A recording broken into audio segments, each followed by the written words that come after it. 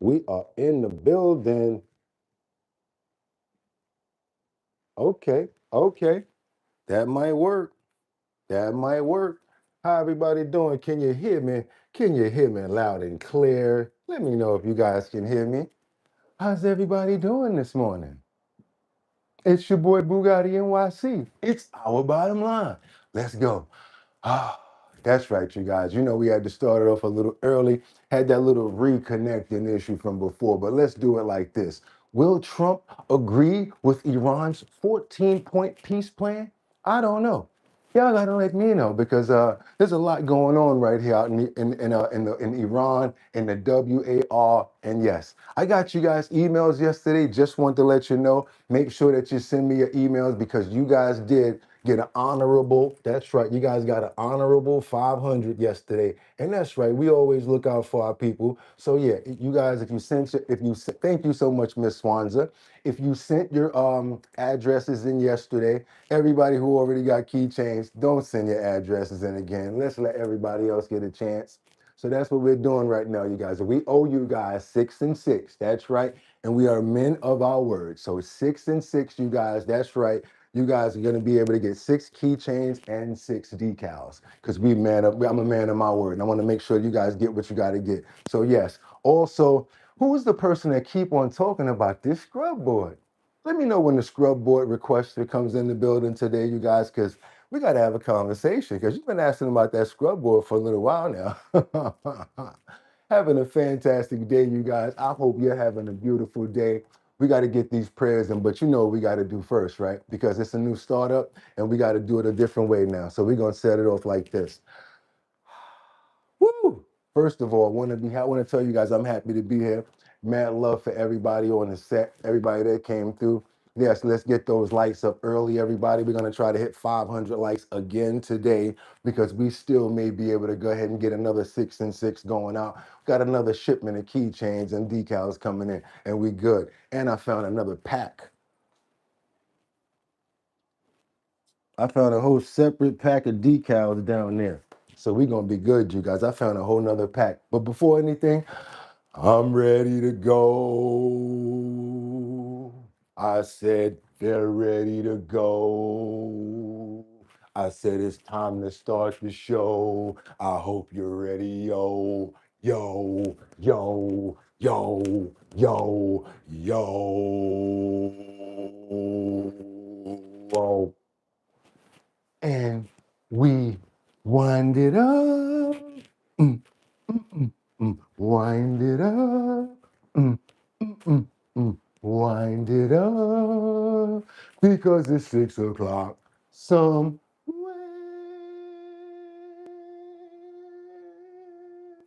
Not yet.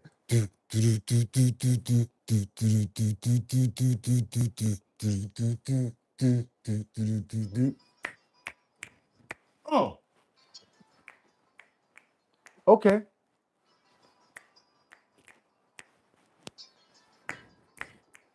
Olay. That's right, you guys. And it's time to open up those pores. Uh, It's time to open up those pores. It's time to open up those, That's right, you guys. It's time to get into it. It's your boy Bugatti NYC. I'm hoping everybody had a fantastic morning. That's right, you guys. Y'all see what it is. We're back from yesterday and we're all good today. It is Monday, May 4th, 2026. I'm happy that everybody is here doing their thing and feeling fantastic, you guys. That's right. Because like we always say, it's Monday the 4th, y'all. That's right, y'all. 2026. Six. I'm your host, Bugatti NYC, and this here's our bottom line. Where we be talking about this and that and chat and this and this and that. Where we be talking about this and that and that and this and this and that. Just got me lit. Let's go, y'all. Let's go. Let's go. It's your boy Bugatti NYC. It's Monday morning.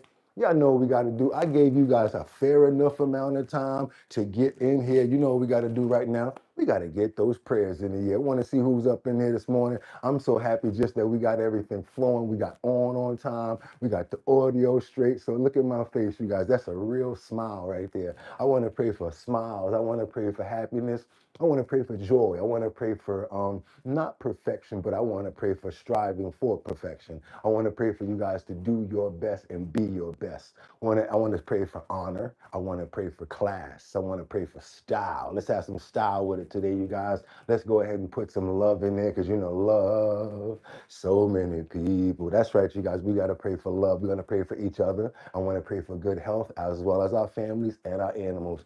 Y'all tell me who I'm praying for by coming on up in the building. It's your boy Bugatti NYC praying for Batty Lynn. I'm praying for Audrey and Miss Swanza. Praying for Rebecca Lanyan Bueno and William Johnson. VG5P. Praying for you as well, Frederick. See, that's right, you guys. Angels among us. You know I'm always praying for you. Miss Swanza, Mark Dorfman, Crystal Frost. There you go. I see you guys. Liberty and Justice. I see you, Audrey. Rose CLE. That's right, Rose. You got some merch coming out. Thank you so much for being a tropa. Mike Holmes right there. You go. Who else we got up in the building this morning? Legal Select. There we go. I see you. We got nice NYCE Talks 5312. Angels among us. I already see. Who's that? Ronald Blakely. Ronald M. Blakely. There we go. Money Tree, my brother. How you doing? I love my brother right there. Have some of the mean topics that we're going to be running up on in that health and wellness section. That's right. Go everybody that puts in here, you get your proper due. We got Yolanda in the building that we're praying for. Audrey. Can't forget about Deborah Jarvis, 4339.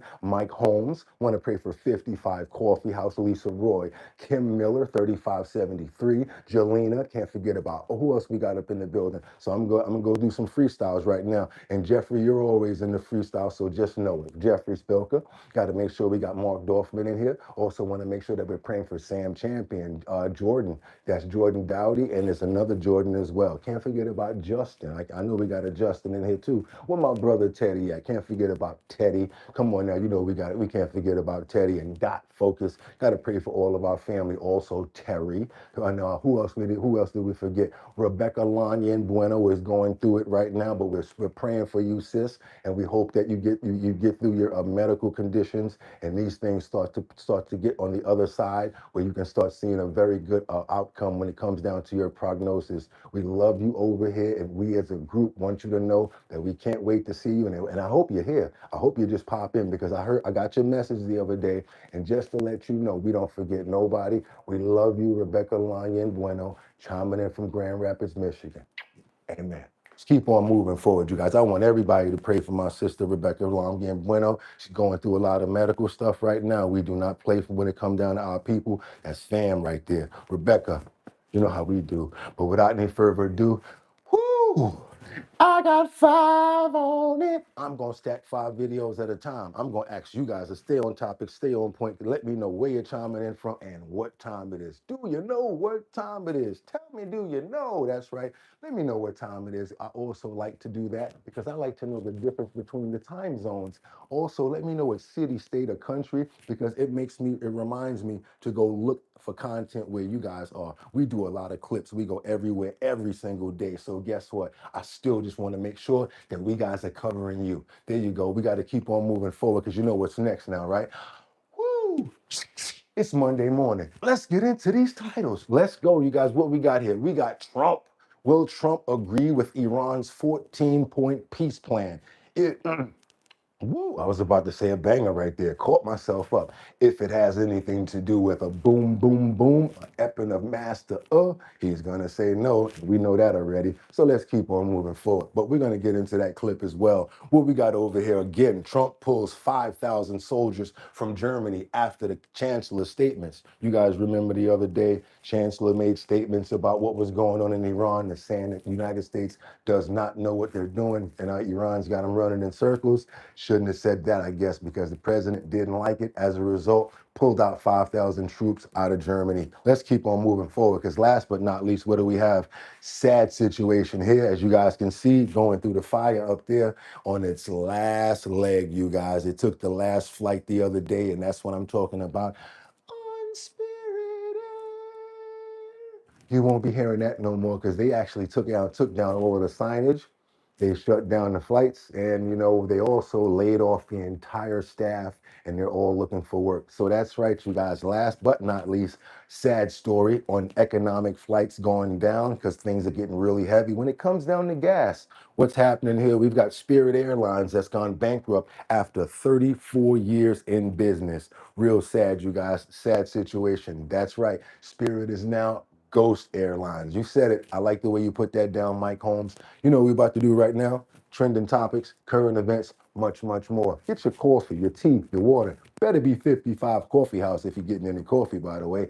And you guys, let's get into it. It's time to get to work. Let me fix this audio up right here. Things seem to be going very smooth and very beautiful this morning, you guys. I hope you guys are feeling as good as I am, because I want to let you know, if you're not, y'all can go ahead and siphon some of this energy. Come on, take it, take it, take it, take it. Y'all can take some of the love too, because there's a lot there. See what the president has to say right now, you guys. We got to get into it as he touts incredible blockade on Iran. Let's get into Monday morning news, politics. Let's start it off. Good morning, everybody. Now we're doing essentially, it's larger, but we're doing essentially the same thing in Iran. We can't let Iran have a nuclear weapon, and their economy is crashing. The blockade is incredible. The power of the blockade is incredible. They're not getting any money from oil. And I like the fact that you said that, because I didn't know the exact number, but you're a perfect co-host, Rebecca Lanya and Bueno. Was that you? No, I got to get you Frederick. Frederick, you're another perfect host, because you said they have more than 20,000 there. So pulling out 5 is not as much as it seems, but I guess he's trying to make a mark and try to put, just trying to say it, just trying to symbolize that he would do more. I guess he's trying to say, give me back 5 on it. You get it? Come on, let's go. Let's go. hopefully it can be worked out very soon. The U.S. Military Central Command says it has turned away 44 vessels while enforcing the blockade. Other ships remain stuck pierside in Iranian ports. Yesterday on Capitol Hill, War Secretary Pete Hegseth says the 23-day ceasefire with Iran doesn't count toward the war powers resolution of 1973.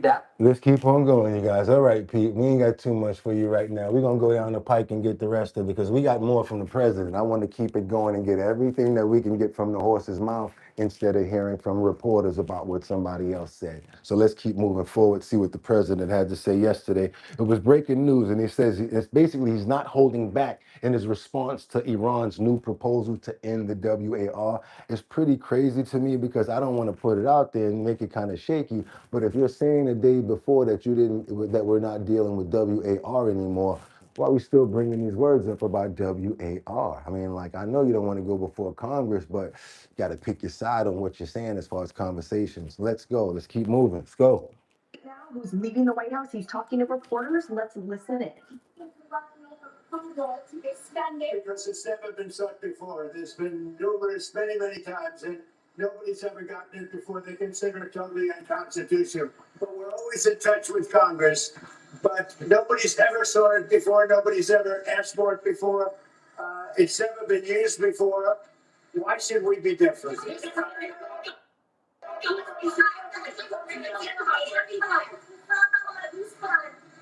you willing to stand anybody to be alive for anyone? We have great respect for Pakistan and Islamabad, and tremendous respect for the Prime Minister and the Field Marshal, and they're working with us. They continue to work with us, but the trip is a very long one, and we're doing everything in terms of negotiation right now. In terms of the negotiation telephonically, they've made strides, but I'm not sure if they ever get there. There's tremendous discord. They're having a tremendous problem getting along with each other in Iran. The leadership is very disjointed. It's got 2 to 3 groups, maybe 4, and it's a very disjointed leadership. And with that being said, they all want to make a deal, but they're all messed up.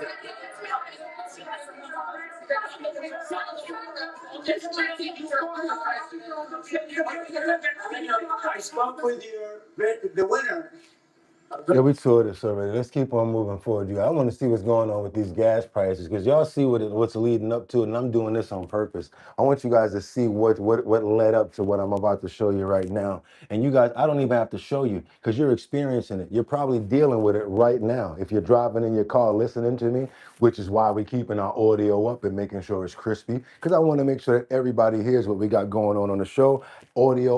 Video as well as audio. Yeah, let's talk about these gas prices right now because they're rising all over the United States from the Straits of Hormuz. The talks are remaining to be stalled. And again, I keep on asking the same question. If we're only getting 1% of our oil and gasoline from the Strait of Hormuz, how come we're still having these high gas prices? And also, if we running it and being able to blockade it, I'm going to add a little cherry on top. How come we can't let our stuff through? Just asking, and I'm not hating. Just like I got regular questions for anybody that wants to answer them. Let's keep on going. Let's go. It's a reality Americans can't ignore. The more you think about it, the more it hurts, man. And so it just go up and Cheap gas is now a thing of the past. It's pretty painful. It's pretty painful, but you got to do what you got to do. Prices at the pump rising across the country as the war with Iran continues to impact the critical Strait of Hormuz, a key shipping lane where roughly 1/5 of the world's oil supply flows through every single day, or at least did. The strait now effectively closed, with just a handful of ships making it through, as talks to reopen the waterway stall. The White House offering little relief, with President Trump vowing that gas prices will go down, but only once the war is over. And there's no clear timeline. Secretary of Defense Pete Hegseth clashing with lawmakers this week about the impact. You know how much it will cost Americans in terms of their increased cost in gas and food over the next year because of the Iran war? I would simply ask you what the cost is of an Iranian nuclear bomb. Experts say the longer this drags on, the higher gas prices will go. As we get into things like mother. Okay, y'all, let's get into it early. I want to know what's your gas prices right now? Have they gone up? What state, what city, what country? Let's get into those numbers, you guys, because somebody told me that the numbers keep going on every day. I don't want to believe that. So the numbers that you guys talked about yesterday when we talked on the show, they're not the same today. You guys, if your gas have went up since yesterday, please tell me because that's ridiculously price gouging right there. And it just shows how quickly the scale is going up and down, up and down, up and down. Let me know what you're paying and where you're paying it at. I appreciate it. Let's keep on moving forward. Thank you. Thursday and closer to Memorial Day, we could see oil prices pushing gas prices higher. In fact, it's not out of the potentials that we could see new all-time records set for gasoline. But it's not just prices at the pump. Airline fares are rising as jet fuel gets more expensive. Costs are climbing for petroleum-based products, including plastics used in everything from packaging to basic goods, and fertilizer, essential for farmers, getting squeezed by the disruptions in the strait. This is going to start affecting food prices and everything. $4.19 in Raleigh. Central Kentucky's $4.15. We got $4.38 and $4.39 in Orlando. Washington State $5.59. $6 for diesel in Indiana. We got Wisconsin is $3.89 before. Now it's $4.69 as of yesterday. God damn, $4.50 a few days ago. Okay, Texas $4 where I'm at. Okay, I can handle this. Okay, you guys, I understand what you're saying. Some people are willing so that they can't have a nuclear arm, and I'm with it too. $3.99 to $4.15. I'm actually with it too for as long as we're gonna be all right afterward. $4.55 in Maryland, $4.17 in Norfolk, $3.81 to $4, and it keeps going up. Look at this. Good morning. Good morning, you guys. God bless you. Let's keep on getting this information out here. Just want to see what you guys are paying and if the prices actually have changed since yesterday. And RV, woo, just your name alone, I already know that you're paying a lot for that diesel. Let's keep on moving, y'all. Let's go. Threatening to push food prices higher later this summer. This all comes at a time when consumers are already feeling stretched, so any further spikes in the energy market, that could continue to ripple across the entire economy. And guys, experts tell me that the only relief that we're going to have is when the Strait of Hormuz is reopened. But of course, that's a big if. And even once that happens, it's going to take 1 to 2 months for those supplies and for those ships to get back to their regular routes. So, and what you and I know better, even if they do come through, what's the stores going to do, you guys? Do you think the stores are going to say, hey, our stuff is here now, so we can take down the prices again? Or do you think they're going to say, we're going to keep the prices the same and gouge them as long as we can to get that money, money, money, money? And speaking of gouging and speaking of gas prices and what's going on right now, who's suffering from it? That's right, you guys. We started off calling them Spirit. Now we're calling them Casper Airlines. Let's get on over to it, you guys, because we got passengers that are scrambling after Spirit Airlines shutters. This one man paid like $900 just to change his ticket and to fly one way. Check this out, you guys, and it could be affecting everybody's hotel and everything like that too, because sometimes you don't just do one thing when it comes down to your package when you do a flight. You might do a flight round trip with a hotel and a car. That might affect a whole bunch of other stuff that you bought on your package. Let's keep on moving forward, you guys. Let's go see what's going on with as people are scrambling at Spirit Airlines. Nightmare. Spirit, the no-frills discount airline, shutting down after 30 years, leaving flyers scrambling for options and forced to buy new plane tickets. The airline making its final flight in Dallas, Texas overnight. It struggled in recent years, filing for bankruptcy twice since 2024. But surging fuel costs from the war with Iran delivered the final and fatal blow. Number one, Bugatti does not have no political affiliation, and I love everything that's here, so I apologize because I got to run this right. They got to go for it.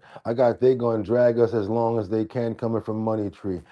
I am more worried about the small businesses and farmers that depend on diesel, says Shannon. Do they still teach economics in school? I think they do, but I don't know who's paying attention because we are 47th when it comes down to that. We need to get our subtraction and an addition straight before we can talk about that. That's my town. Let's keep on moving forward, you guys. Let's go. 2005, 2008, prices were exactly the same as today. Obama's recession, his economics sucked. Okay, thank you so much, Lisa Roy. At least we know that we survived that, but it was a rough time. Let's keep on going, you guys. Frustrated passengers across the country are now dealing with canceled flights. What up, Teddy? Are trying to offer relief, but they too are facing financial strains, and thousands of Spirit's workers are now unemployed. The airline, known for its bright yellow planes and rock-bottom prices, was unable to secure a bailout from the federal government. ABC's Morgan Norwood leads us off from Newark Airport in New Jersey. Tonight, Spirit Airlines, the no-frills disruptor that transformed the commercial aviation industry with its bare-bones low-cost fares and bold marketing, shutting down after 3 decades. End of an era right there. Its final flight, 1833, touching down in Dallas just after midnight from Detroit. The airline now the latest business casualty as surging fuel costs from the war in Iran pushed it over the edge. Across the country, signage stripped from terminals, passengers stunned to find their flights canceled, thousands of people potentially now forced to book new flights. Watch this. I get here to ghost town this morning. I didn't know what to do. Alvin Harper was set to fly out of Newark to South Carolina to handle a family emergency. He says he ended up paying hundreds for a new flight. That's $900 something I've spent so far. But I'm looking forward to getting my money back from Spirit, but when? How? You're on a list, my man. Once they go bankrupt, Lisa Roy, could you tell them? That means if you use the credit card, a debit card, and a third way of paying for it, you might be on that what do you call it? That bankruptcy list. That means that you might not get but a portion of the money that they owe you. Anybody that knows accounting knows about this. That's why they do it like that. If you pay with a credit card, you may be able to reverse while they're still functioning. But if their bank accounts and everything is shut down, we have a problem, Houston. Let's keep moving forward. The collapse comes after Spirit failed to secure a last-ditch $500 million lifeline from the government. Transportation Secretary Sean Duffy addressing Spirit's collapse at Newark Airport. I asked him why the president's deal fell through. What was the sticking point and what was the tension point? In the end, this was a creditor issue. Again, they have the final say of whether they want to do a deal with the government. Duffy also criticizing the Biden. Lisa says, and payouts 2.2 to 2.13 a month for 5 years. Crazy. It's ridiculous. Yeah, let's keep on going. Let's go. Administration for blocking Spirit's proposed merger with JetBlue in 2024, calling it a massive mistake, pointing to the airline's bankruptcy battles prior to the war in Iran. But Spirit itself saying soaring fuel prices. Pennies on the dollar, Angels. That's what she's trying to say. Well, left us with no alternative but to pursue an orderly wind down of the company. Now, the airline enters into a liquidation process. Partial refunds from its reserve funds expected to take days. What somebody said over here, somebody says that Lisa, they were offered the equivalent of the cost of one and a half planes. That's why Spirit said no. Wow, court ordered and payout schedule. Let's keep on going, you guys. The DOT says they are working with other carriers to roll out rescue fares, averaging around $200 for a one-way ticket, most likely higher than what passengers had paid for their tickets on a Spirit flight. But the fallout goes far beyond passengers. No, let's go talk to some employees and see what's really going on with this situation. You said it, and you said passengers, right? Let's get to this one employee right here. Yeah, Tom, I actually am here with a now former Spirit Airlines employee. This is Asia. She was going on 4 years as a flight attendant with the airline. A lot of questions people have had now that this bankruptcy has happened is or now that Spirit Airlines is shut down altogether, is what happens to the employees, the pilots, flight attendants, mechanics. So many people, over 17,000 people were employed with the company. One of them right here. She's so trying to keep that smile on her face. You guys see that right there? She's trying to keep that smile on her face. She's a flight attendant. So, Asia, can you tell me about your experience when you first heard that Spirit Airlines was no more? When I first heard, my mom actually notified me I was actually asleep. I was sound asleep, and my mom called me. I'm not feeling well, so you can tell I'm a little sick. So I didn't register what she said, and then I had another fellow colleague of mine call me, and she was like, "Hey, are you okay? Like, I know everything's probably canceled." I'm like, "Cancel? What do you mean?" So I go and I check all my itineraries, and I check my email, and it says like, "Hey guys, this is what we're moving forward. If you are somewhere, this is what we're gonna do. This is our procedure. This is our process, and just to be on standby and wait for them to." So she's basically saying, as a flight attendant, she might live in, let's say, New York. They flew her out to Houston on a flight to do work. Now she's in a hotel asleep, and her mom's calling her like, you know what's going on right now. She's like, no. And then another one of her co-workers told her, where you at right now? 'Cause they had to figure a way to get her back home on one of the last flights back. Check this out. It's crazy. Contact us to get us where we gotta go. Okay, so you didn't get a prior heads up from Spirit Airlines that they may be shutting down altogether. Well, so yes, they did keep us informed with emails and just letting us updating us about those things because, I mean, let's be honest, we get those all over. Thank you, Matthew, for the $5 super chat. Matthew basically says, wake up, don't be dumb, smash that like button with your thumb. Wake up, y'all, don't be dumb, smash that like button with your thumb. I actually like that. I might use it. That was kind of fire. Let's go, y'all. Matter of fact, I don't want to say dumb because they're going to take that personal, Matthew. But they were just more so reassuring us, like, hey guys, we're gonna stand strong with each other. It's better together than without. So yeah, they did it. They definitely did. Oh, very nice. And so now what position? Are you from Houston? Is this your home? No, not at all. I actually was working a flight yesterday. I did some other things prior to coming to work, and then they pulled me. They were like, hey, we actually need you to work this flight Atlanta to Houston. I was going to be a one and done, and then I was supposed to deadhead today, which is basically just ride as a passenger today, later on this evening, and a simple trip. And yesterday was just a regular day. You got up, met my crew, everyone was like, yeah, we've been here. It was nice. It was an easy flight, easy, so I didn't expect this, but Yeah. we're here. So now you're in Houston. What has Spirit Center done to help you get back home to Atlanta? Oh, so I was waiting by the line, so I waited about till 12 o'clock because I've been up since 7 this morning. So about 12 o'clock, I reached out to them, and then I got about like a 10-15 minute wait. They called me back. They were like, hey, Mrs. Smith, we want to let you know we're willing to like get you back home. Give us 1 second. They operated that within not even 5 minutes, honestly, she got back with me. I was booked for the next flight. So they've been really, really helpful, very hands-on with like just staying communicating with us. Okay, very nice. And so good to hear that they've taken care of their employees through this situation. And so what's next for you? I mean, this is your livelihood. You're a flight attendant, and your company that you work for now doesn't exist. Other airlines have stepped up saying that they'll start interviews. Will you go do any of those interviews, or what's next for you? So for me, I plan to. This is something I've been doing for 7 years.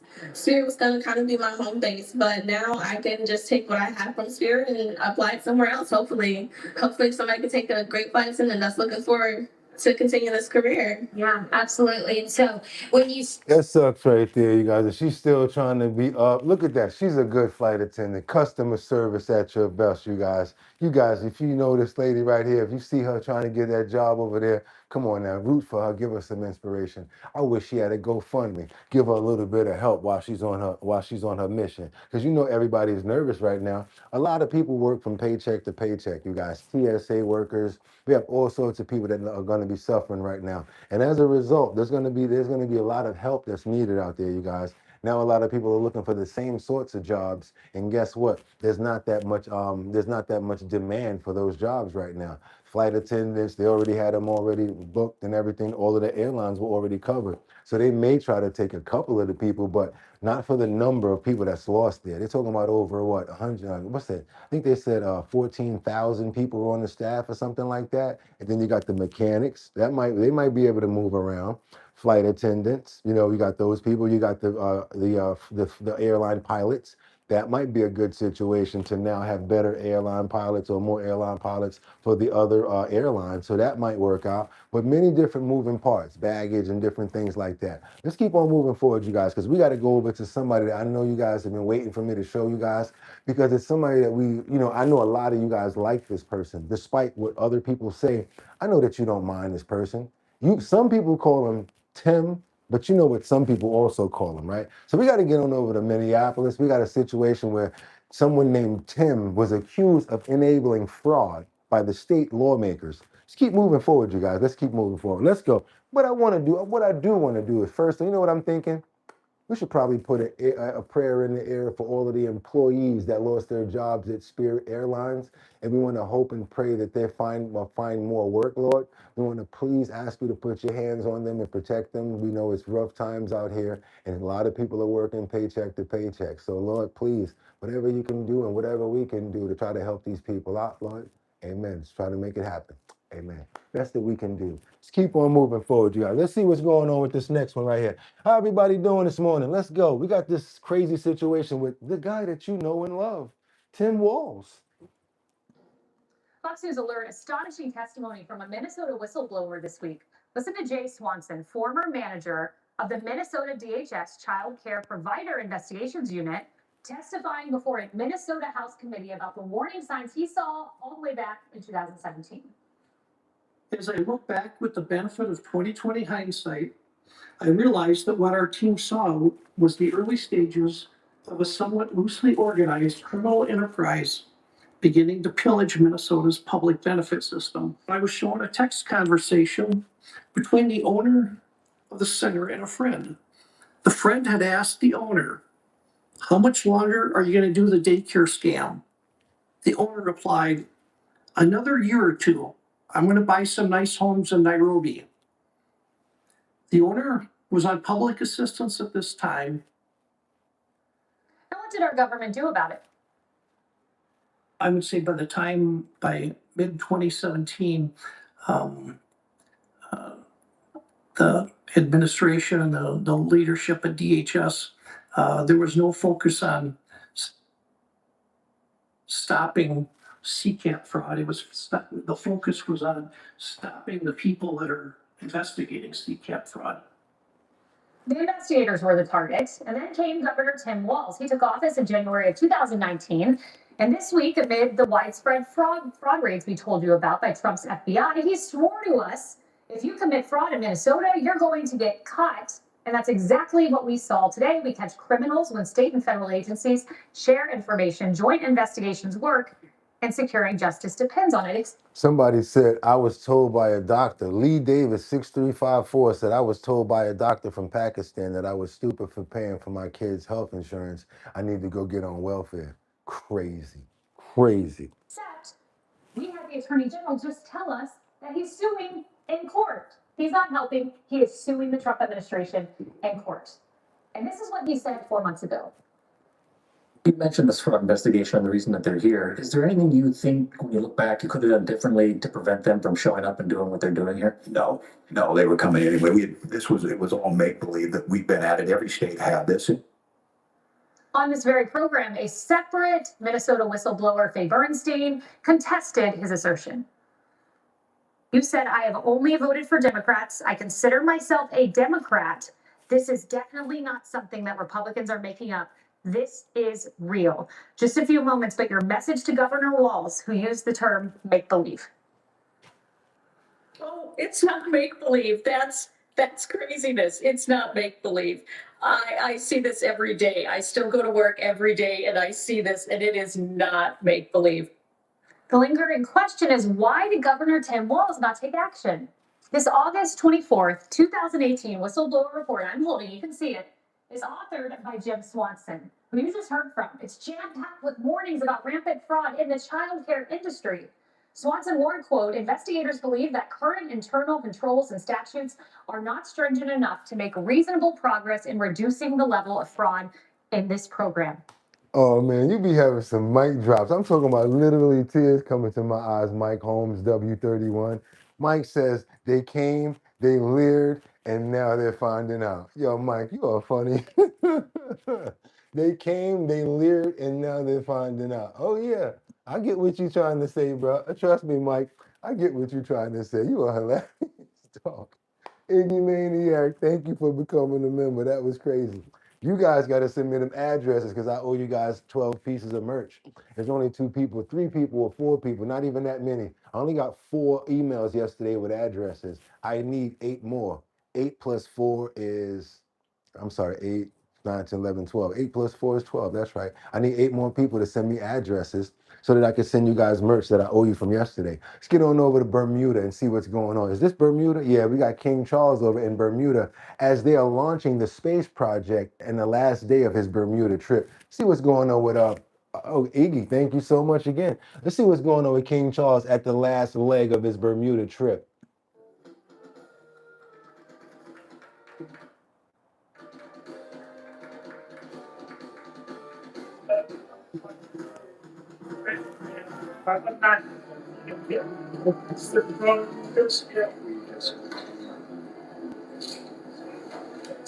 Go see this in October. Yes, sir. They just they teaching them how to work a drone or something like that.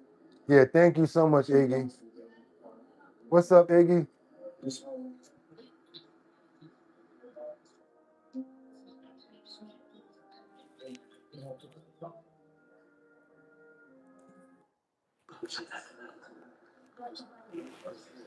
Project Newer, Astra Carter. So yes, this is the last leg of King Charles as he launches his space project on the last day of his Bermuda trip.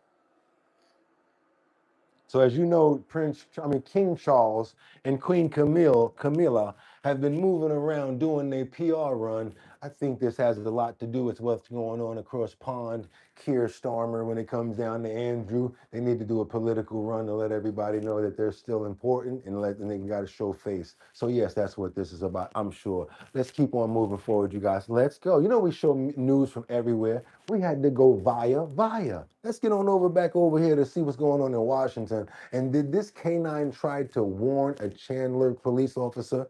Yes, did a canine try to warn right before this happened? Do you know that Cole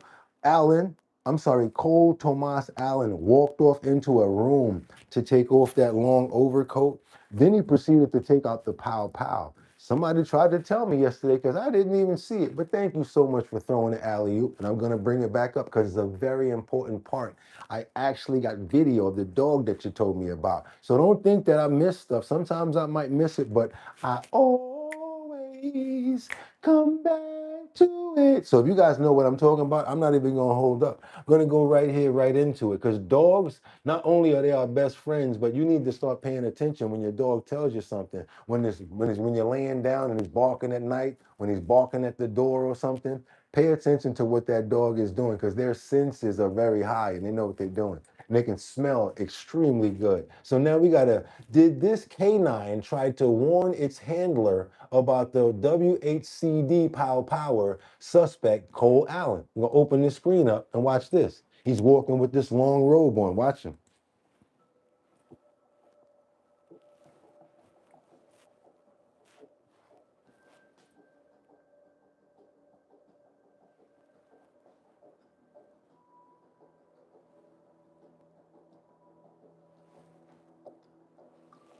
Now it says that you see him right here. He's spotted trying to go inside of this other room right there, and the dog immediately and before the metal detector, he tried to go into this room up here.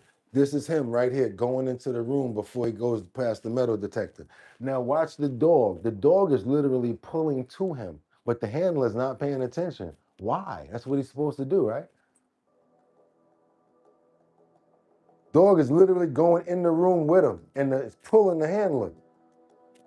Now you see the handler over there talking to the guy in the doorway, right? Like, yo, what do you, I don't know what he's asking him, but they're having a conversation now that the dog walked back out. So the dog done did his job and followed this guy, right?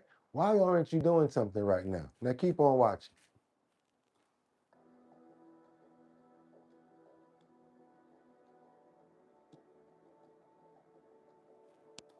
A canine could then be seen following close behind him and seemingly showing interest in the room.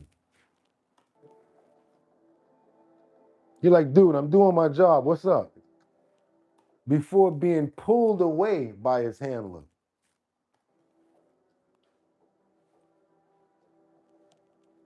No, I'm talking about literally as they turned around. He didn't even let him get up the hallway.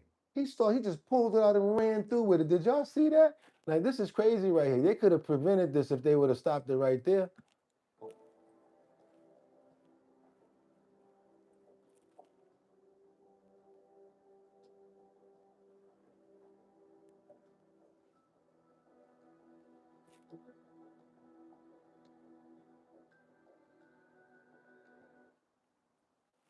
And people are saying it was staged.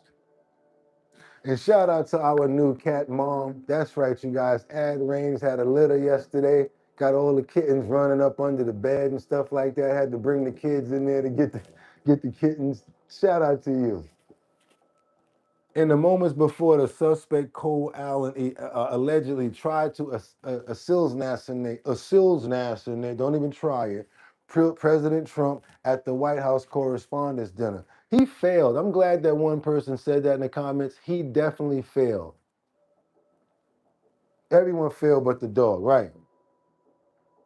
The dog did his job. That's right.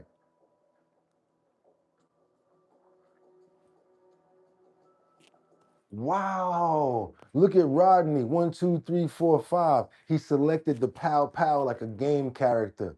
Like when I used to watch like a Resident Evil, whatever, or certain games where you go hide somewhere and you change it and then you come out with it. Yo, that's crazy. That reminds me of what's that old one that I used to play? I forgot the name of that move. Metal Gear Solid. When you got a yeah, Metal Gear was like that. You're right. And as soon as they turned around to walk away, he came up out of there with it. He came up out of there with it.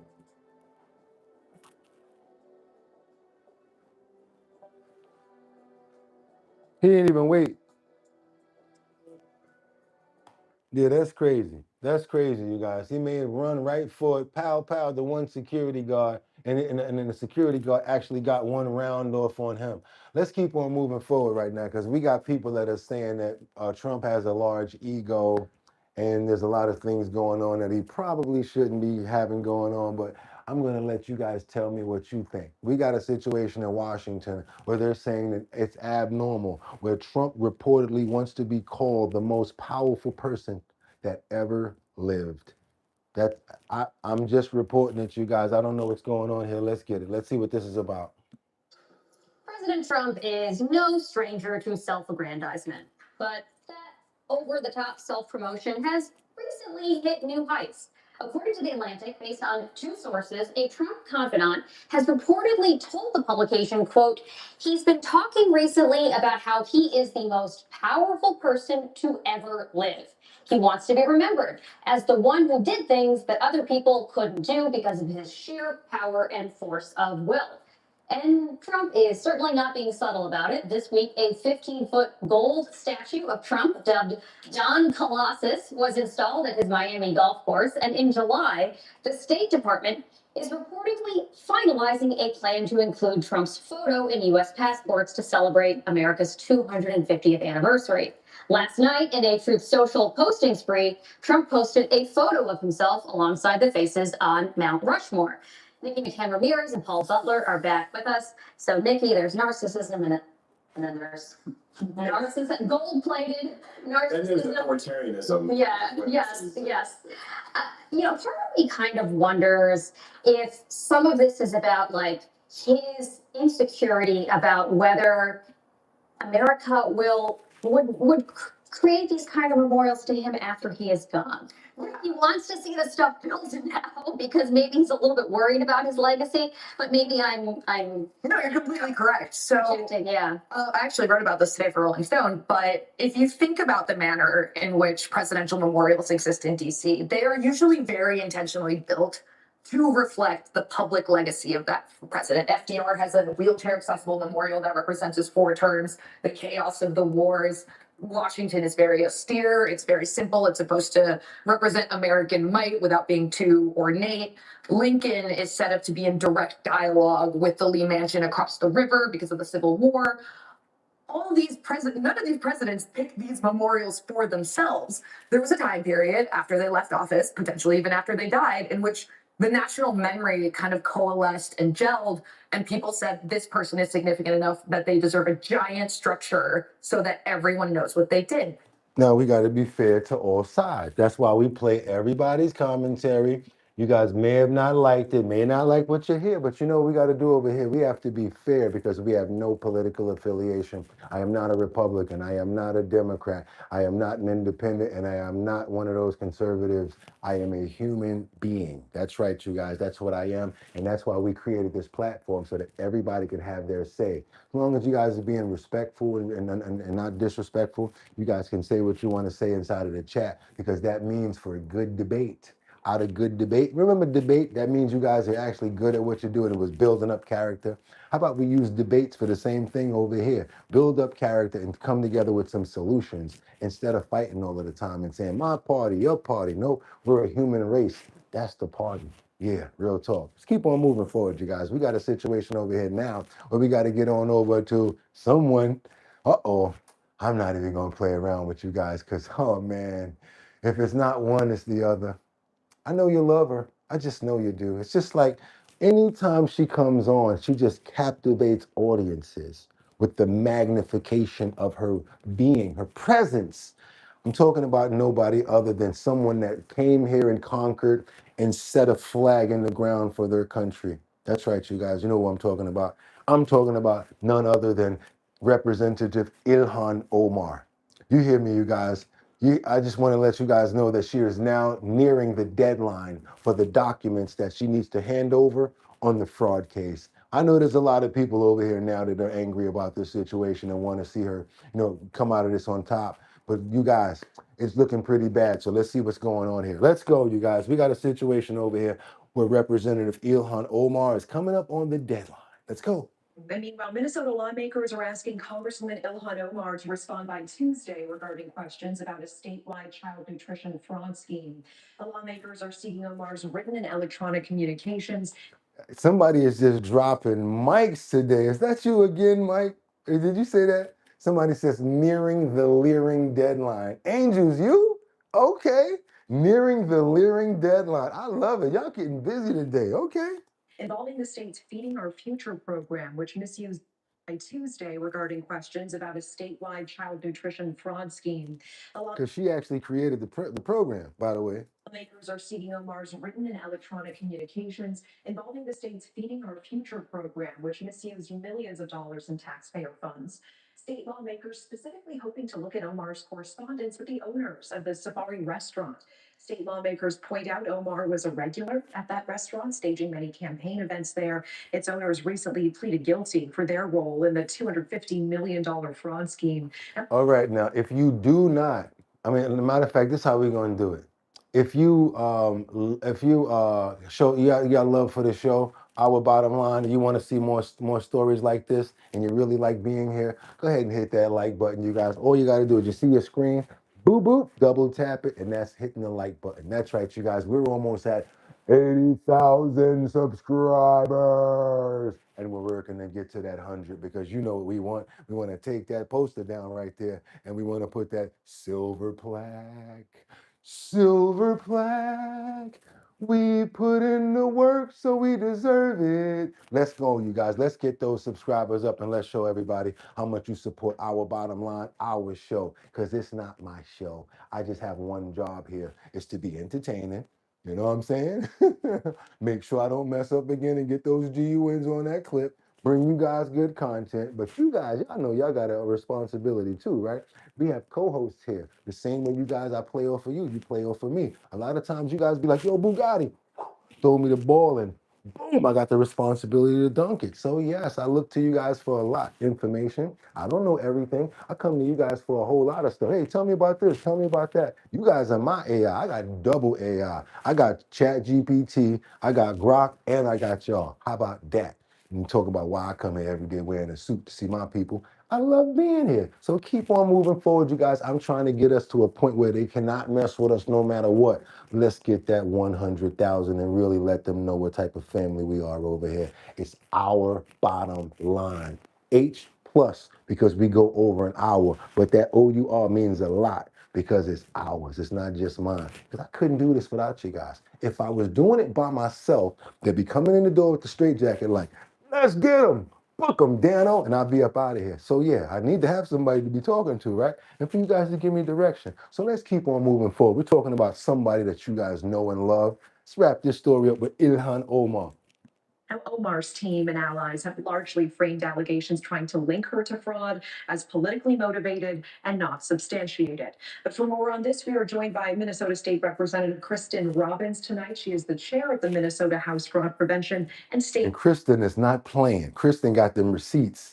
Oversight Committee, also a candidate for Minnesota governor. Appreciate you being here today and sharing your perspective. And I know we're fast approaching this Tuesday request for Congresswoman Omar here. If she doesn't respond by this deadline, what is your committee's move on Wednesday morning? You know, we hope she will respond. She certainly owes it to Minnesota taxpayers and families to respond to our questions. And so I'm still hoping, but if not, the committee will examine all our options and we will continue to press for it because she created the program, the Meals Act, that took the guardrails off the school nutrition program and it created the conditions for all this fraud. And she should come and answer our questions. Will you try to subpoena her?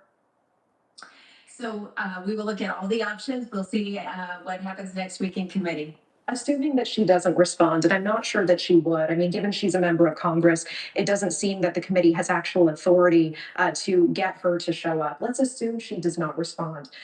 Will the committee be pursuing a subpoena on Wednesday? So we are looking at all the options. As you may know, we don't have the full subpoena power. No, she didn't. No, you didn't just put that up there, 55 Coffee House. What? Then she tried to blame the IRS saying they didn't do their job. Ooh, man, what? At the committee at this time because of the makeup of the House being tied, but we will certainly look at all our options. And we will also continue to work with our Lee Davis, I can believe that. People are so stupid. I heard someone the other day saying that they're trying to frame her. federal partners who do have subpoena power. So this is far from over, and we will keep looking at all options available to us. Have you seen any direct evidence linking Congresswoman Omar to any wrongdoing? Well, the court exhibits from Feeding Our Future show in the exhibit list different communications between her office and some of her staffers and Feeding Our Future defendants. And that is the information we're trying to get. What were they communicating about? Did they tell them that they'd taken the guardrails off the program? Did they encourage them to get involved as one of the sites? Safari Restaurant was one of the sites that, as you noted, has been charged and convictions have been. You know, when they come in like that hot, they got information, y'all. They looking. Brought against them, but they were the largest single site in the Feeding Our Future case. So we definitely want to understand what her office was communicating, and I think that should be made available to the public. Her team and Democrats have said that these allegations are politically motivated. Lunchbox, you're right. I can't believe that she got away with so much either. I cannot. I can't believe it. Tell me more about that. Is this about fact finding or is this about putting political pressure on a high profile Democrat? This is about getting the truth. That's what we want. We want the truth. For far too long in Minnesota, people were afraid to tell the truth about the fraud problem. And when they did, they were retaliated against. And we have said that will no longer stand. We're going to tell the truth. We are going to follow the facts and the law. And then we will see what happens. But All right, you guys, how many people in this chat right here think that she's guilty? We're gonna go thumbs up and thumbs down. If you think that Ilhan, there you go. Let me get you right. Come on, Haji. Looking like Johnny Quest's sister. I'm talking about Haji's sister from Johnny Quest. Call me what you want. Go look up Haji and tell me she don't look like Haji's sister from Johnny Quest. You guys think that she did this fraud? I want a thumbs up, just like this. If you don't think that she did no fraud, I want you to do the thumbs down. If you think that she's responsible and had something to do with it, I want to see your thumbs up just like this. And if you didn't, thumbs down. Let's see what we got in the building. All political parties are definitely welcome here. And it looked like every single political party here got nothing but thumbs up. Look at that. Thumbs up. I'm tired of her face. Yeah, I had to open it up. Look at that fraud. Look at that fraud. Everybody. And let me ask you guys, are you like, look at this. More than one. This is more than one denomination over here. This is more than one race over here. Everybody, look at this. They're all fraudsters. I'm still looking for her bottles of wine. Exactly. Fraud, Republican, fraud. Look at that Democrat, fraud, guilty, and they made, and many others need to be. Look at this, pirates of the fraud, feeding our fraudsters. Ooh, Mike Holmes, bro, you need to be a rapper if you wasn't. For real, you got some one-liners. The ancestors did it. Oh man, Johnny Quest twin, yeah, like the sister. No, Haji. I really want one of them bottles of wine from her winery. Lee really want one of them bottles of wine. Everybody say that she's guilty. Yeah, where's the no? You know, we showed you the other day that they declared bankruptcy. Yeah, they only had $650 in their bank account, so they shut that down. we have a duty to the taxpayers and to the needy Minnesotans who need these services to find the facts and get the truth. We mentioned the FBI raid over those 20 locations in Minneapolis this week, including many daycare centers. Was your committee briefed by federal authorities before those raids took place? Well, you know, she's from Somalia, and you know, don't try to diss her because that's their favorite dish. You know, just because you don't like and enjoy bananas and rice and you don't think that it goes together, that doesn't mean that other people might not like bananas and rice. Because bananas and rice is a traditional dish that they eat over there. And that's you know, she went in on them bananas and rice, you guys. She wasn't playing about that. She was not playing. Let's keep on moving forward, you guys. Now we believe in the media. No, we don't believe all of it, but we just use it for, let's just say, something to look at. If it's smoke, there's fire. If more than one person is saying something, we want to look at it and do our own investigations. The same way we would if we smell something coming in the door or if somebody rings the bell. You got to pay attention to see what's going on, right? You don't just want to leave it out there to not be knowledgeable. So it's okay to check out and inquire. Because you remember back in the days, you guys, inquiring minds want to know. Let's keep on moving forward, you guys. We got to get on over to New York. And if I can make it there, I'll make it bum bum. Anywhere, it's up to you. New York, New York. That's right, you guys. He was the best one that ever said it, and he meant it. If you couldn't make it here, you couldn't make it anywhere. Hell with a bucket of crabs or whatever like that, you guys. If you can make it here, that's literally like swimming in a shark tank. I'm telling you right now. Now, especially when we got to go over to the MTA, because when you get on the bus before you just paid your fare, you went and sat down. Now they need proof. They're asking for receipts from y'all. They want to make sure that you guys paid your fare. So guess what they're doing right now, you guys? You got to show proof that you paid your fare on the bus. Yeah, Marissa, for the past few months, we've seen the MTA tackling fare evasion across our subway systems with those new fare evasion gates. And now that same fight is expanding to our city buses. According to transit officials, bus riders who use their phones, credit cards, or Omni cards to pay the fare are now subject to providing that proof to civilian agents. And with a handheld mobile device, those agents stand for verification. And if you don't, you're issued a summons. fighting back on fare evasion. So yes, you guys, that's right. They used to do it with the little receipt. They look at the receipt and be like, hold on a minute. Okay, you paid your fare, you paid your fare, you paid your fare. Now if you say, I paid mine by phone, okay, let me see it. Then they're gonna scan it. If it ain't good, locked up, especially if you did it more than one time. That's right, you guys, you will get arrested and they will pull you to the side and give you a summons. Before they used to take you through the system. That was embarrassing. Imagine you over there late for work or whatever like that. You run and go in the back door, all of a sudden they come the police and then Tasha right there. Come on, man, you know Tasha. You've been trying to holler at Tasha since 6th grade. Tasha see you over there and the police got you on the side like, excuse me, sir, get over here. You didn't pay your fare. Watch your head. Tasha ain't gonna show you no love after that, man. So you got to be careful out there, but don't get caught out there. Keep your receipts, keep everything intact, and pay your fare. You don't want to be embarrassed like that. Girls don't want to see you getting wrapped up like a pretzel. Come on, y'all. Let's go. Let's go. It's hard. It's hard work. It requires a cultural shift where people now desire or choose to pay.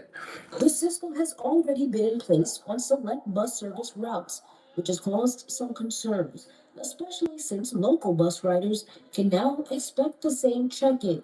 In the morning, when you have at least about like 8 or 10 MTA enforcers coming onto the buses and actually slowing down the commuters. We are trying to get to work on time. It's just really excessive. And I think it's very abusive. And I think the neighborhoods are very much targeted. Proof to be American, proof to ride the bus, proof. Now, other riders I spoke with say they're still getting used to this new Omni system, making that enforcement even more concerning. But one thing that officials are saying is those agents that you'll find at these bus stops are also there to answer questions. In East Flatbush, Morgan Scott, H+OUR Brooklyn. Yeah, questions like, well, how much is this fine gonna be? Am I gonna be arrested? Or am I gonna see a judge soon? Because you know what happens a lot of times when that person hops that fare, that's not the first time that they did something like that, right? They probably got a record, so they might get them silver bracelets, silver bracelets. They're one size fits all for everybody. Had to do a throwback for y'all right there. Let's keep on moving forward to Washington because we got some Epstein survivors that's calling out King Charles now. And Rohana has some words to say, some select stuff. You guys know how we do it over here when it comes down to Epstein. We got to get into that. But first, before we do that, if you guys appreciate the show and love what we do, the fact that we're here every single day, go ahead and hit that subscribe button, hit that notification bell down there so that you know when we're on. Yes, subscribe to the channel. And if you're a big spender, hey, big spender, and give me all the money in your pockets. Come on now, if you're a big spender, that's all you got to do. It's a whole $2.99 to join our bottom line, to become a member and get gloved up. But if you ain't got it, we understand because it's here for a pimp. So what we do is we accept. Go ahead and subscribe to the channel. We appreciate you. We do this every single day. And yes, it's really free and nothing. Double tap that screen like Liberty tells you. When Kendra tells you how many people are up in here. That's right. We need you guys to show some support because we're not just doing it to ask to try to get the likes up. YouTube sends up a signal. They see our header and like, what's going on over there? We get more family members and more people over here, you guys, when you hit that like button. But if you've already hit it, you can only hit it one time. Subscribe to the channel and interact. Have you guys joined the Our Bottom Line Discord? It's even bigger than this. And we got some exclusive content coming up in 2 days that you guys are going to wish you had a part of. Our Bottom Line on Discord. And the chat keeps on going on Discord for those that don't know it. Let's keep on moving forward, you guys. Let's go. See what's going on with these, as Jeffrey Epstein survivors are calling out King Charles and Prince Andrew. They demanding justice and what's going on here, you guys. Let's go. Let's see what we got here.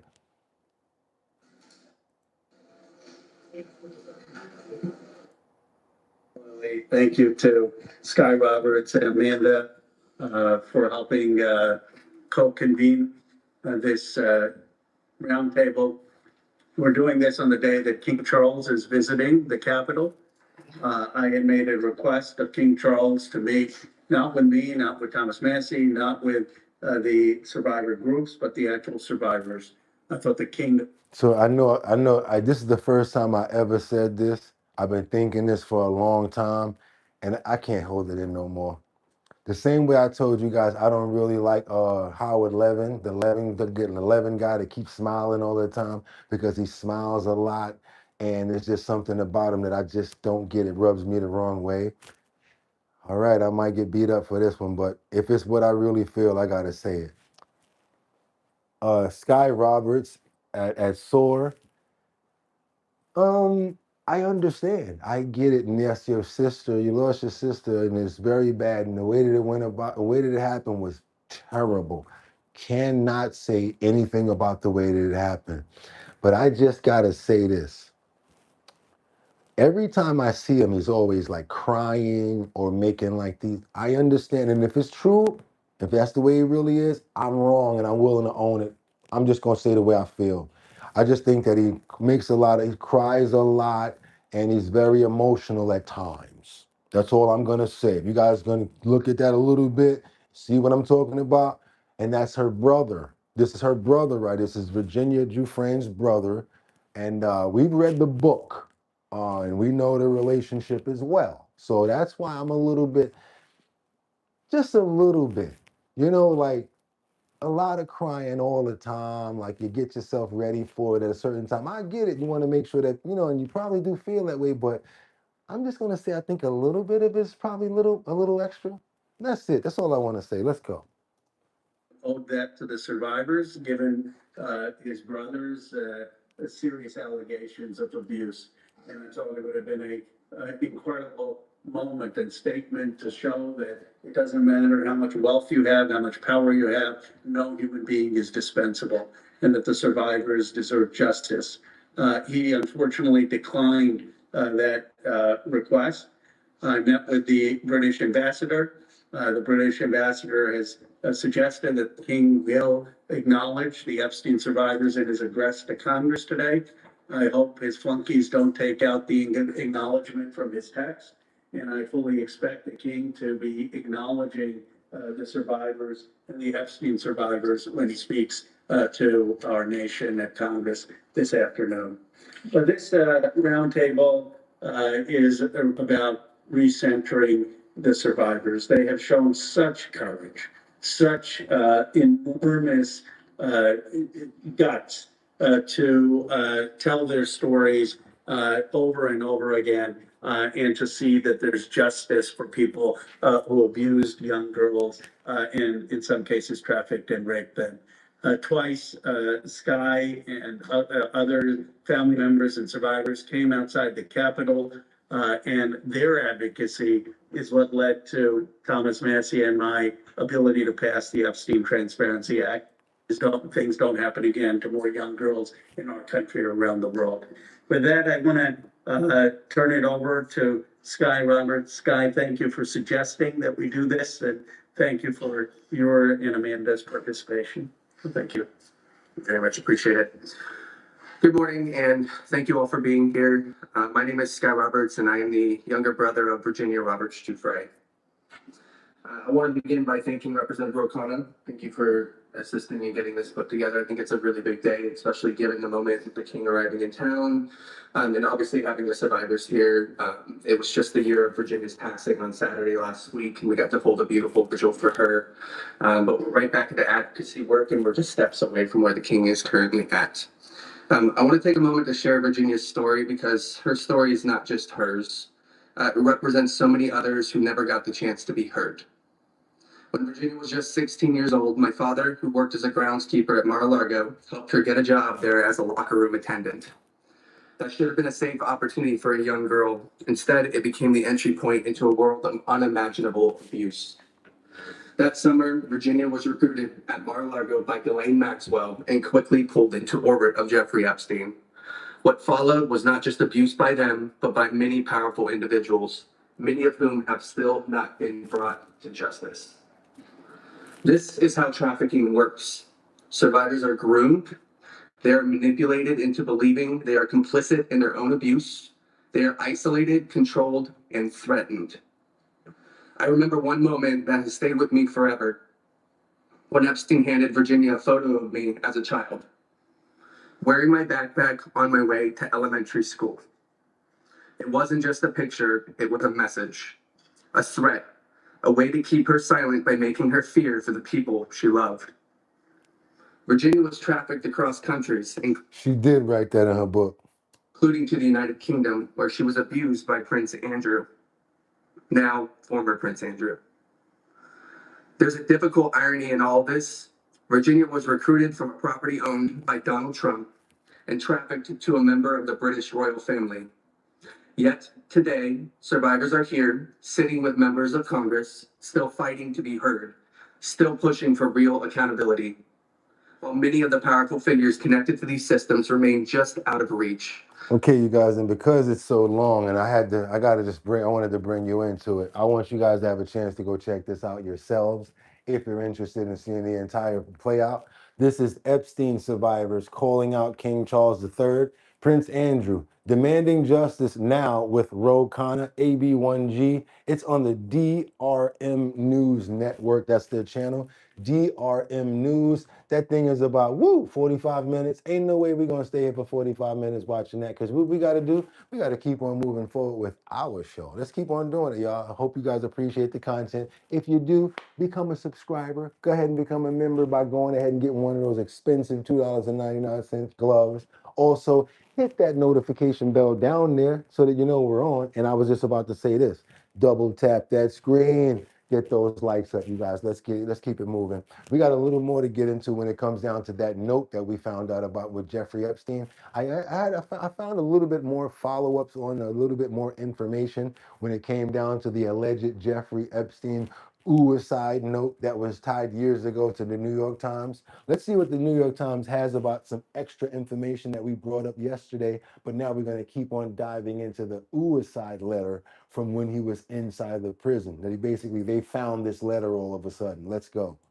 Tonight, we're tracking a report in the New York Times that the late convicted sex offender Jeffrey Epstein may have left a suicide note after an earlier incident about 3 weeks before his death. But that note has been sealed in a separate case for nearly 7 years and out of public view. What did it say? Meg Oliver joins us now. Meg, good evening. Thank you, Shannon. What have we learned? Johnny, good evening. It was after Jeffrey Epstein's first alleged suicide attempt in July 2019 that his cellmate discovered a possible suicide note written by Epstein tucked in a novel, according to the New York Times. That cellmate is Nicholas Tartaglione, a former police officer, then accused and later convicted of killing 4 people. Dog is like, man, would you get him more for me? Y'all don't know what this guy was capable of. You see that German Shepherd right there? He knew it back then. Would you get me out this picture with this dude? Epstein was moved to another cell where he was found dead weeks later. The alleged note was at some point sealed by a federal judge as part of Tartaglione's criminal case.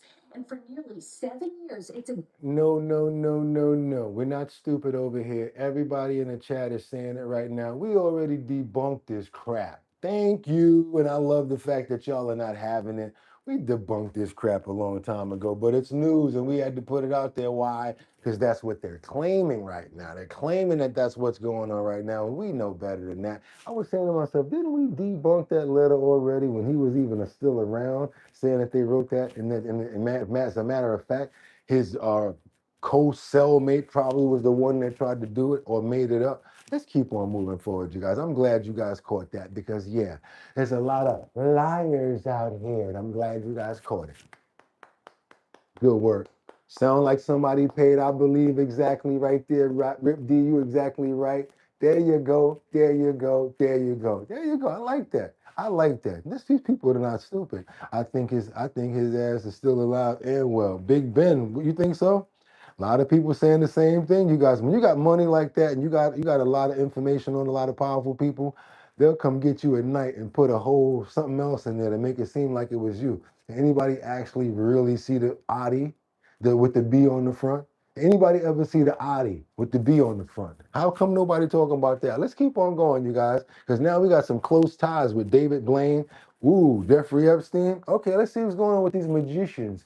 How come Jeffrey Epstein always called over the magicians to do tricks for people? David Copperfield, David Blaine. What's up with that? Let's keep on moving forward, you guys. He had some good, let's say, what you call these guys, entertainment for his guests that came over.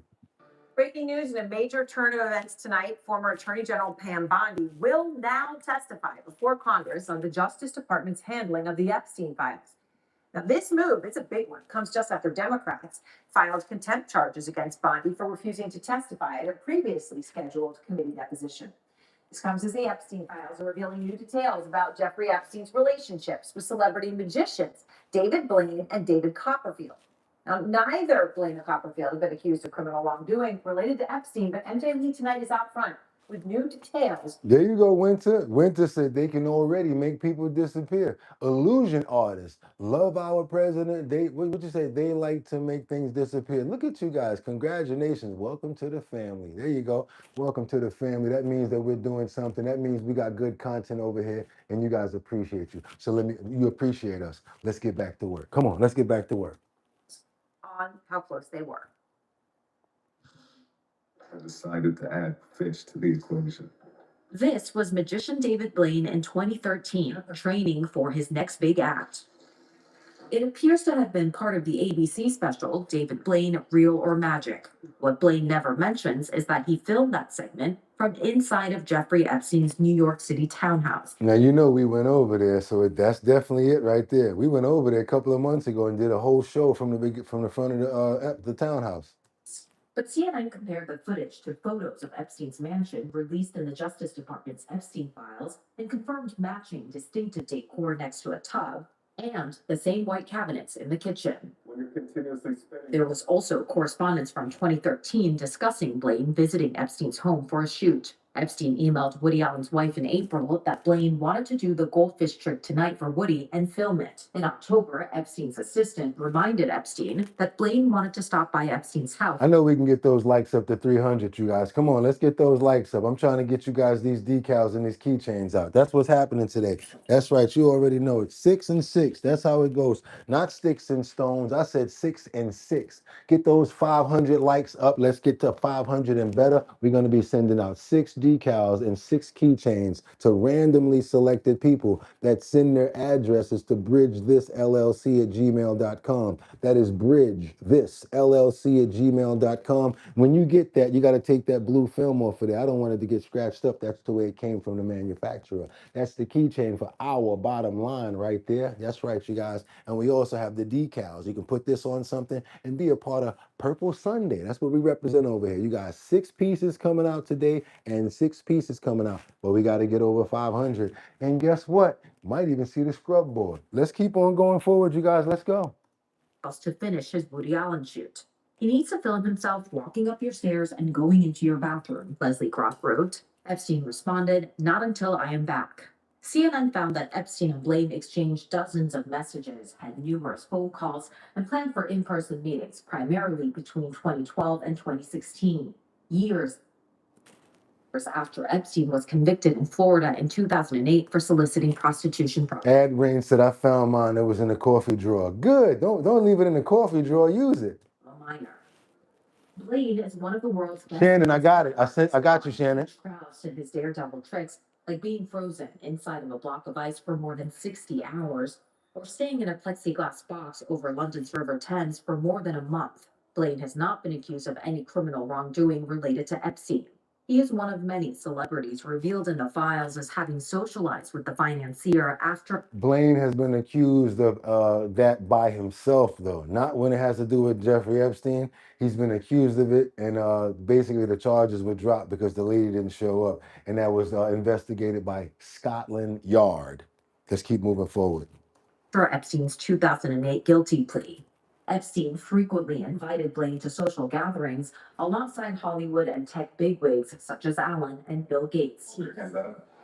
Epstein also seemed eager to connect Blaine with political figures. Any interest in visiting White House? Epstein texted Blaine in 2015. In September of that year, he told the illusionist there would be many world leaders at his house later that month. At times, Epstein showed interest in getting together with Blaine and girls. In 2013, he inquired about a fun place to go with Jean-Luc, Boris, David Blaine, and girls. While in 2015, Epstein emailed the magician, "You missed some amazing girls last night." The age of the girls Epstein was referring to is not clear. Also in the Epstein files are at least 2 FBI 302 forms that mention Blaine from the summer of 2019, soon after Epstein died in prison. One redacted individual told the FBI she was 18 when she met Blaine, and that Blaine introduced this person to Epstein by taking her to his mansion. She went on to have dozens of interactions with Epstein, she told the FBI. By 2017, Blaine was facing a serious allegation of his own. A former model accused him of raping her in 2004, prompting British authorities to open an investigation. Birds of a feather may flock together, allegedly. Blaine denied those allegations, and the probe was eventually dropped. Soon after the publication of this Page 6 story, Epstein reached out to his friend with a message of support, writing, "I'm there if you need anything." Blaine wasn't the only magician who ran in Epstein's social orbit. Throughout the Epstein files are mentions of David Copperfield, one of the world's best-known illusionists. Copperfield left numerous messages for Epstein in the 2000s, and he is shown in multiple photos, including several with Epstein's co-conspirator Ghislaine Maxwell. Multiple FBI 302s describe Epstein and Copperfield having overlapping social lives. One person told the FBI that Epstein offered her tickets to a Copperfield show and that she spoke to the magician on the phone once while at Epstein's. In 2007, while Epstein was under a sex trafficking investigation in Florida. So he basically trying to use his influence with certain people. I can send you over there to David Copperfield to see his magic. I can do this, I can do that. Kind of like the way that he was enticing people. Copperfield, too, was being investigated by the FBI for a sexual assault allegation in Washington state. Birds of a feather, allegedly. Internal FBI memos show that officials wondered at the time whether the two men engaged in illegal activity together, questioning if they shared a predilection for minors. Copperfield has not been accused of criminal wrongdoing related to Epstein. The 2007 federal probe into Copperfield was closed in 2010, and the woman who accused him of sexually assaulting her was charged with prostitution and making a false accusation in another case. Yeah, so they basically flipped it back on her and said, we too powerful over here. We ain't gonna let our boy go down. Flip that case real quick and send it right back on her. Get her for some entrapment and we gonna get it right off of our guy. Ain't nobody stupid over here. We know how they rock. With great power comes great responsibility. But with great power comes a lot of opportunity too that a lot of people can't know that they can control. Let's keep on moving forward to a Florida man who trespasses on a boat. And when the police get there, he's like, "What's the problem? I'm waiting for my friend." And they're like, "Who's your friend?" "The president, Donald Trump." "This president, Donald Trump boat." They're like, "Well, this is the owner right here." That's not the owner. Donald Trump owns this. I'm talking about this fool here is cuckoo for Cocoa Puffs. He's Lucky, Frosted Lucky Charms. I don't know what's going on with this fool. We got a Florida man that's trespassing and tells the police he's holding a Miami yacht for a friend, President Donald Trump. Let's go. Eat cuckoo for Cocoa Puffs. I'm telling you, for real, y'all. Belongs to Donald Trump. You need to call him. None of these are the owners of the boat. The owner of the boat? Pero tú lo conoces o no? Él solo subió en el bote. Y sacan la foto de Julian, ¿sabes? Y llegó para adentro ahí, tampoco.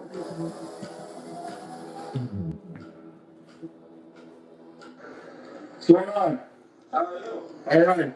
Everywhere. Good. Who's got the boat? Holding it for friends. What you say? Brian King Falcone says he got friends in high places. That's not the owner. That's the owner of Donald Trump, president. You guys aren't supposed to be out here because it's maritime law. You want to go She's like, yo, matter of fact, y'all not even supposed to be on here. We need maritime law. Where's the Coast Guard? He's really putting it down, y'all. Thank you so much, Matthew Fetty.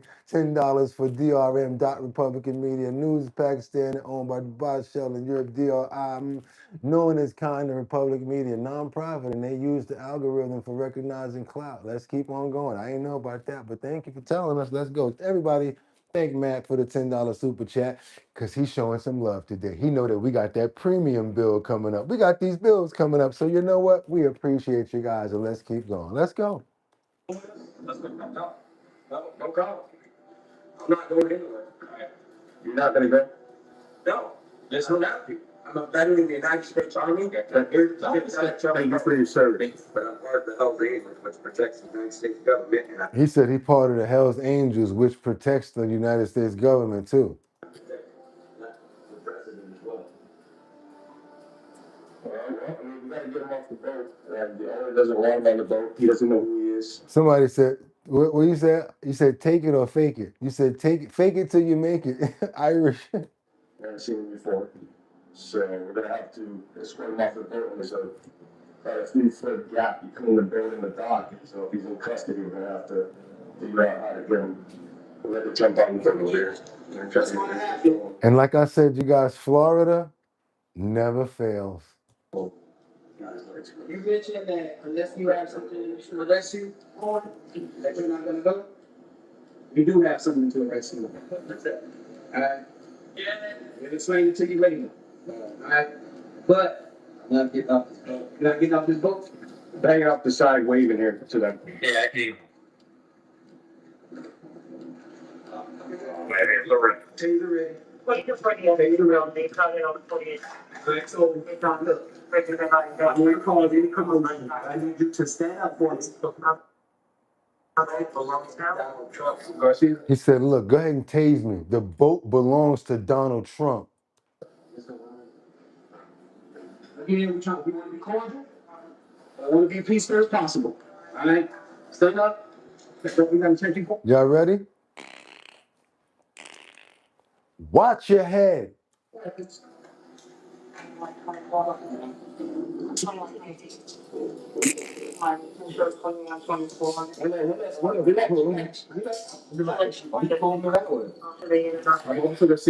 Police. We got dispatch here to basically evade and man trespassing. We went to find out. We ended up calling Marine Patrol and our sergeant. We gave him multiple times to get off the boat, but he said that Donald Trump owns the boat. We had to handle business. He refused, so at that point we had to go hands on. Thankfully, he didn't resist, so we was able to get him in custody and off the boat, and everybody's safe now.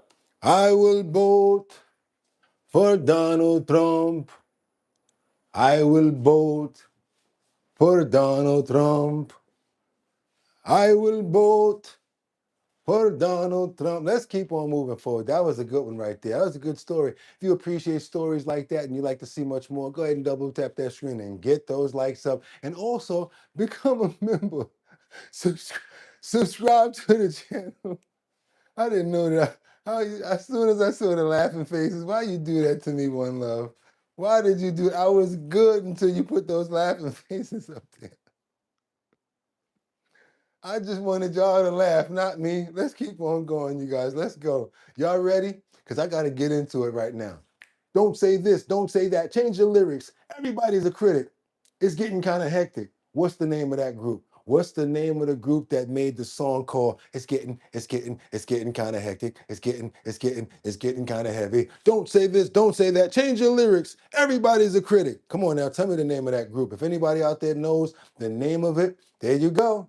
Always on point. I love you guys. Look at that. Don't make me laugh no more. Stop with the funny faces. Don't do that no more, Mary Tanner, because I'm going to start crying and I ain't going to be able to do jack. SNAP. That's right, you guys. SNAP. You know what I'm talking about, right? Food stamps. Remember, hey, dirty, baby, I got your money, don't you worry. I said, hey. He had the food stamp for his first album cover where he was like this. Y'all remember old Dirty Bills Nasty? That was the dude right there. You give me your money, I'll call you up. You act like we don't interrupt. That's right. Big shout out to Shaolin. But that's not where we're going right now. We got to get on over to New Mexico because we got SNAP shoppers in triple markets through 8. What? Uh-oh. What's happening with SNAP in New Mexico, you guys? Looks like people are going to have to go to work for their SNAP. Wait a minute. This can't be right. What are you talking about going to work for 80 hours a week? Americans who rely on the Supplemental Nutrition Assistance Program, or SNAP, also referred to as food stamps, will be cut off from those benefits. News Nation national correspondent Mills Hayes is live in Chicago to help us walk through this. Mills, there are so many Americans who rely on those benefits, and starting today, many in Illinois and other places can lose those benefits.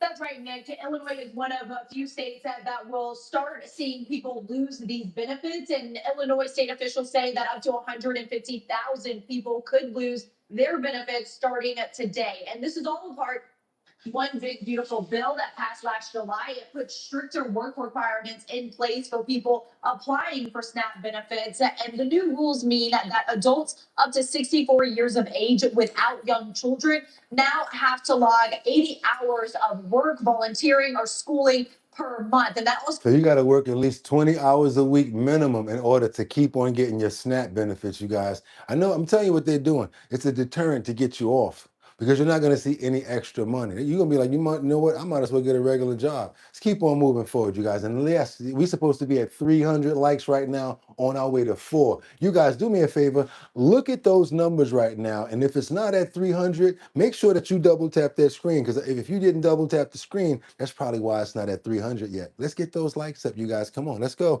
Trying to tell you guys about your SNAP benefits. Sweet RV Adventures had the nerve to say they got some SNAP benefits, and then got a notice saying, oh, we made a mistake and gave you that. You got to give us those $3,000 back. Can you imagine that? They give you the food stamps, the SNAP benefits, and then all of a sudden you thinking, Scooby-Dooby-Doo, you're going through, you know what I'm saying? You got your food and everything with your shopping cart. Next thing you know, you get a cut. Sorry, you owe us $3,000. That ain't right. Y'all know that ain't right. Let's keep on moving forward.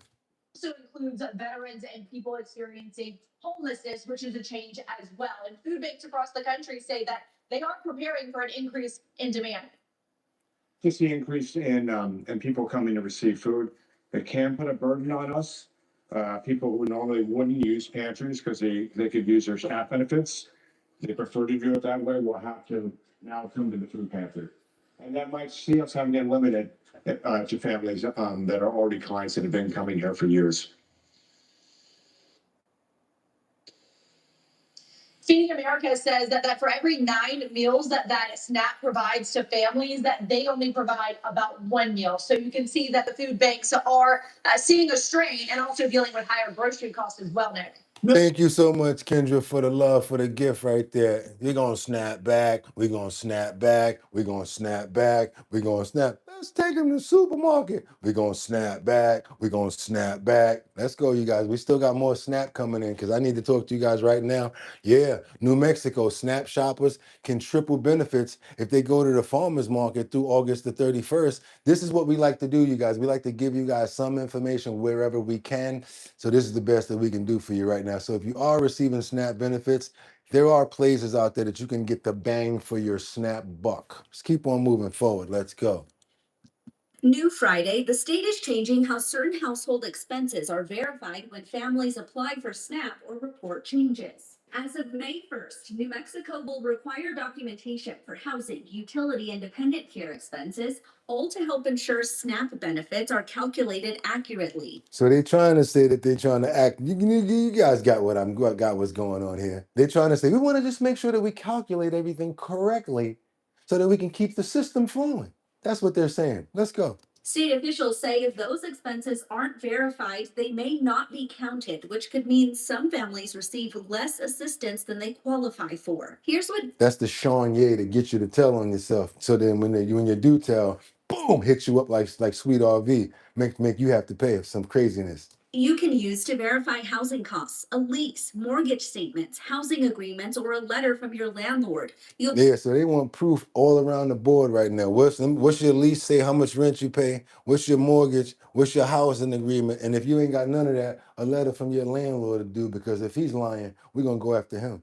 You'll also need to show utility bills and other records like daycare provider letters. If you're already receiving SNAP, you likely won't see any immediate changes. Somebody said work and SNAP got 4 letters. Why we can't do work has 4 letters and SNAP has 4 letters? Let's see. I see what you mean. Work and SNAP are both 4-letter words. We're not okay. Democrats, Republicans, independents, all welcome here. Our goal is civil discourse. Hit that like button. You guys are welcome. Show your love here. Our bottom line. Couldn't get it all, Liberty. Love when you do that. Thank you so much. Let's keep going, you guys. Let's go.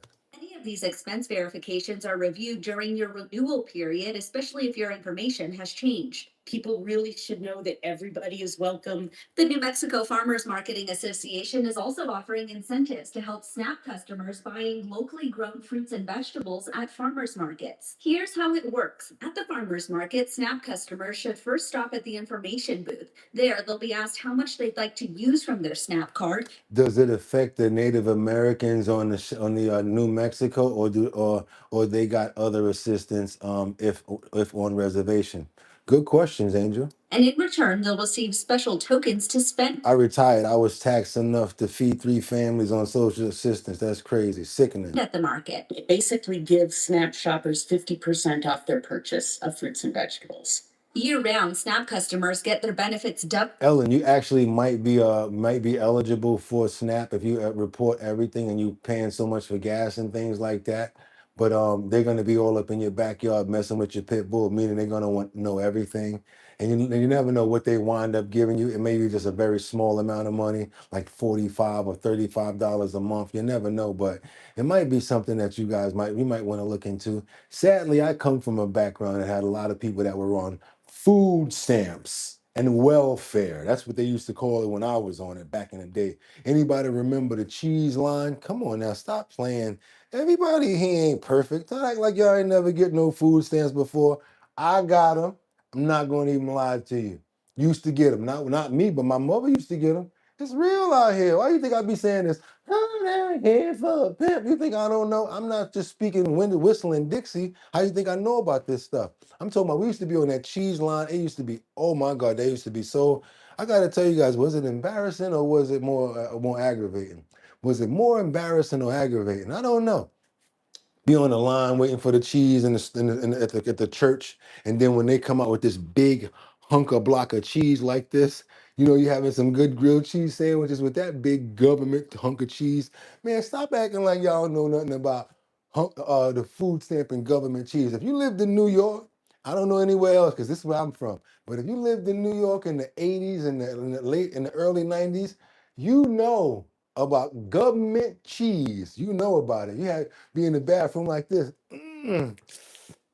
Mother be like, boy, come out that bathroom. Like, all right, I'm coming out. Give me a minute. Trying to get that hard hunk of block out of your stomach. Y'all know what I'm talking about. Doubled, but from now through August 31st, you'll get your benefit tripled. If they're taking $10 off their SNAP EBT card, they will get $30 worth of tokens to spend at the market. Miller says there are 51 outlets across New Mexico offering this service. So just give it a try and you'll probably fall in love. Okay, you guys, I hope this spreads out to many more places. Farmers markets, they're trying to help people stretch their food out and their benefits, but I wouldn't really go there because if you guys already know, farmers markets are already expensive. Pickles are $8, $9 in the jar, whatever like that. Where you get them damn pickles from? These are organic. Oh yeah? Oh, we're gonna keep them some. Give me some Vlasics or whatever like that. Nah, I'm just playing. Organic is better. Sometimes you gotta buy farm fresh. Gotta do it, you guys. So yes, I recommend getting the farm fresh stuff anytime that you can get it. Is better than the crap that we get in the store.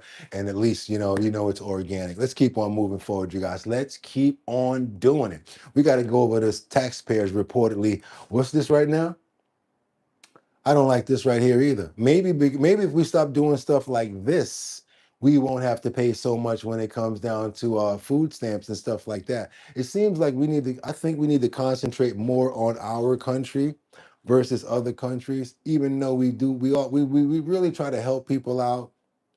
We try to let people migrate here. We try to be, we try to save people's lives by being diplomatic. But sometimes it just costs us so much.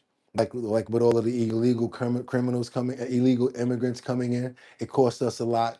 We had our hospitals overcrowding.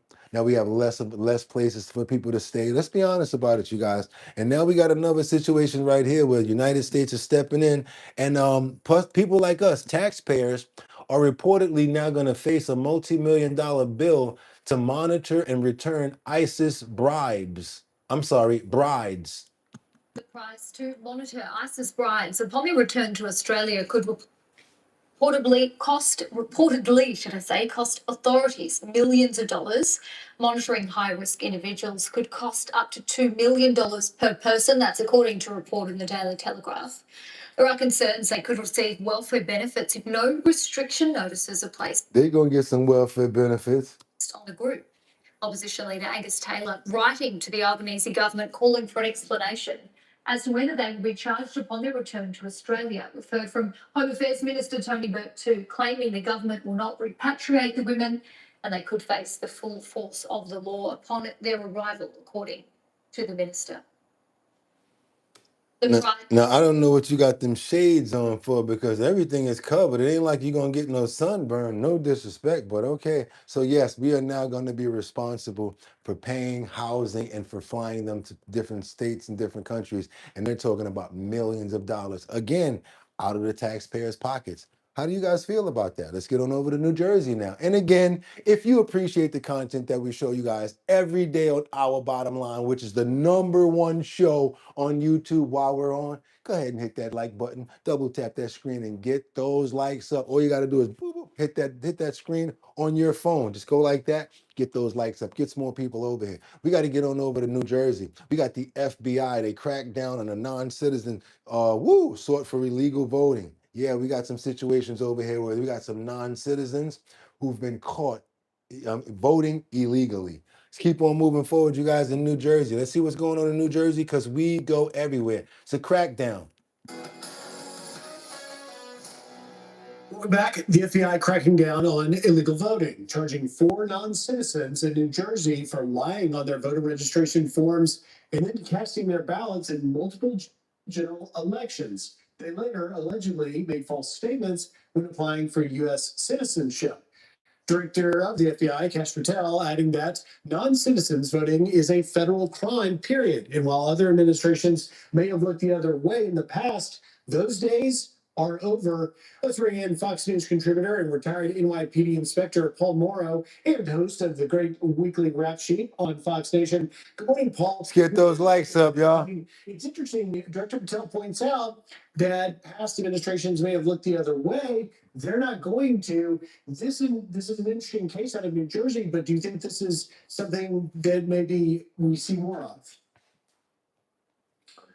I think we will, Griff, obviously, obvious political reasons, especially going into the midterms and then, of course, the 2028 election. We should be clear. There is actually a federal anti-voter fraud task force formed at the federal level under the U.S. Attorney's Office in New Jersey, and that's where this case comes out of. Now, that is not uniform across the country.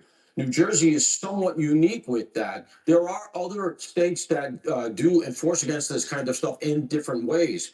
But I wouldn't be surprised in light of the fact that they got to this case and these 4 people are innocent until proven guilty. We recognize that. But nonetheless, they brought this case. They have put out press releases. They publicized it a bit. And, we hear these things about, let's not overstate these things. These things never happen, et cetera. I think what they're looking to do is to set an example here to have a prophylactic effect so that this kind of thing, we chill this kind of thing before other people think it's a good idea. Okay, let's keep on moving forward, you guys. So yes, 4 people found in New Jersey. We're going to see how that winds up. Let's keep on moving forward to Orlando now. We got to get back over to Florida, you guys. Let's get on over to Florida. Let's go. We got a neighbor that's on edge after homeowners' messages on their area house is pretty nasty. I don't think people should put messages like this on their homes. I mean, it's your property. That's for you to do, but I don't know if this message is going to get across the way that you're trying to get it to go across. And it kind of sometimes when you do certain things, makes you look like the El Fulio. Let's get on over here to Orlando, where we got neighbors on edge after a homeowner sprays some real select words and messages on an Orlando area house. Check this out. Horizon West neighborhood is still on edge, and they said they're even too afraid to show their faces on camera because they're still watching an escalating dispute between their HOA and also a homeowner where that homeowner spray painted apparently their home with disturbing messages, including combat veteran with PTSD. I'm your Orange County Community correspondent, Jarrell Baker. Now, it's been over 48 hours, and people are still wondering what is going to happen because they believe that nothing has changed. Now, this is video of Orange County Sheriff's deputies Friday afternoon at the home on Emerald Berry Drive in Horizon West. We're working to learn why the deputies were there again. We first reported on Wednesday, OCSO officials So you see what this guy is actually writing on the side of the house, on the home, in big spray painted letters. Told us that they would send their behavioral response unit there to offer mental health support. We did confirm a representative from the neighborhood's HOA sent a complaint to Orange County Code Enforcement. Now that's the way to fight back against the HOA, huh? Also says that they received reports of this resident screaming and yelling outdoors in the middle of the night about a number of issues constantly.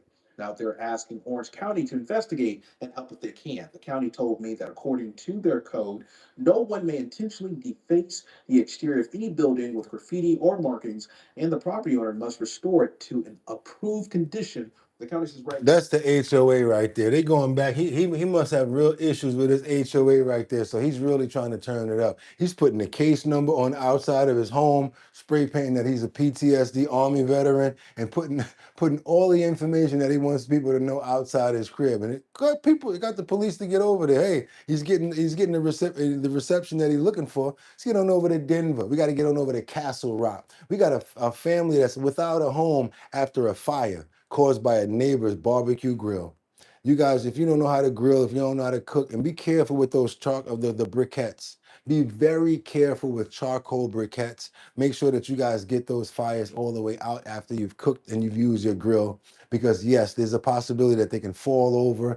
Anything can happen. And if you got a neighbor next door that's pretty close, or you got like let's say you got vegetation or any sort of grass or something like that that can get inflamed, it can definitely happen. If someone's home was ignited on fire, and as a result, these people have nowhere to live right now. Let's get on over to Denver and see what's going on with this tragedy. I feel really bad for these homeowners, because now they have to find out where they're going to move to. Denver, let's check this out. Castle Rock family struggling after fire destroyed their home. Fox 31 learning the fire was caused by a neighbor grilling during dry conditions and high winds that day. Our Shoal Turner was there and has an update tonight on how you can help.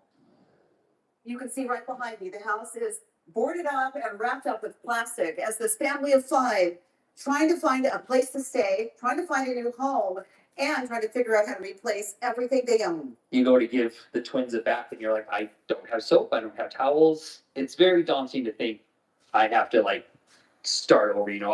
I had a roof over their heads and now we gotta find another one. Chris and Hannah James say they can't believe everything they owned inside their Castle Rock home has been destroyed. Fire officials told Fox 31 a neighbor was grilling when grease ignited some mulch behind winds carried the sparks, and this was the result. The sparks from that fire then ignited the roof of the home next door. Chris James didn't realize the house was on fire at first. He was working at home alone on a video call with his headphones on when his neighbor banged on the door. Probably someone's knocking down my door. I'll be right back. I opened the door. He said, your house is on fire. Get out. And I grabbed the dog.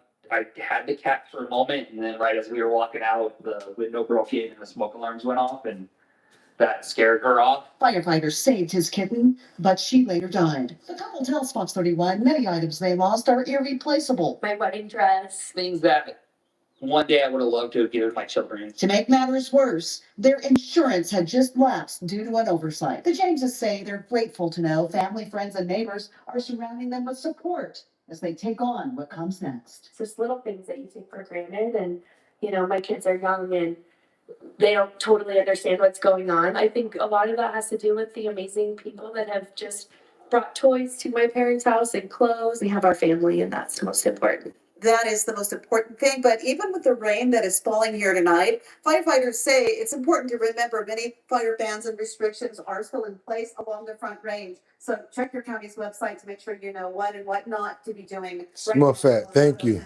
If you want to help the James family, a GoFundMe has been set up. We have a link to that at kdvr.com. Just click on this story.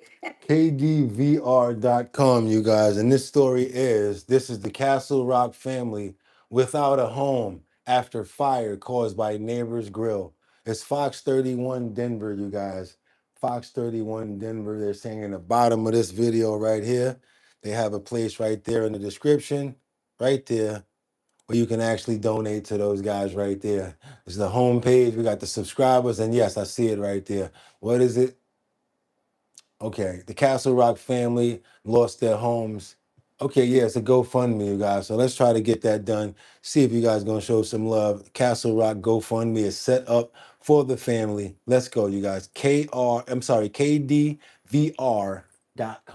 Let's keep on moving forward, you guys. Let's double tap that screen. Get those likes up to get more stories out to let people know what's going on over here. That's a sad situation right there, you guys. All because of some grease that they left on the top of the grill and it ignited a fire in the brush, and the whole side of the house went up. Make sure that that grass is cut. I really recommend that when you do grill, make sure you do it on cement or wherever any grease fire can happen, that it will fall on a cement area. Also, when you finish grilling, make sure that you take all of those briquettes out of there and clean that grill out, or dump it out into something that's not gonna cause a fire somewhere. Maybe use some what do they use like for stuff like that? You guys help me out with that. What do you do with briquettes after you've already done a barbecue? Would you put it in, like, let's say some aluminum foil or something like that and put it in some water? Would you just douse it? Let me know what we do over here. I really need the help with that. Thank you so much, and I appreciate you too, Shannon Hanson 2080. $20 super chat. We appreciate you. Helps us keep the lights on. I support the human race / common sense party. Lead with kindness and love for the sake of love.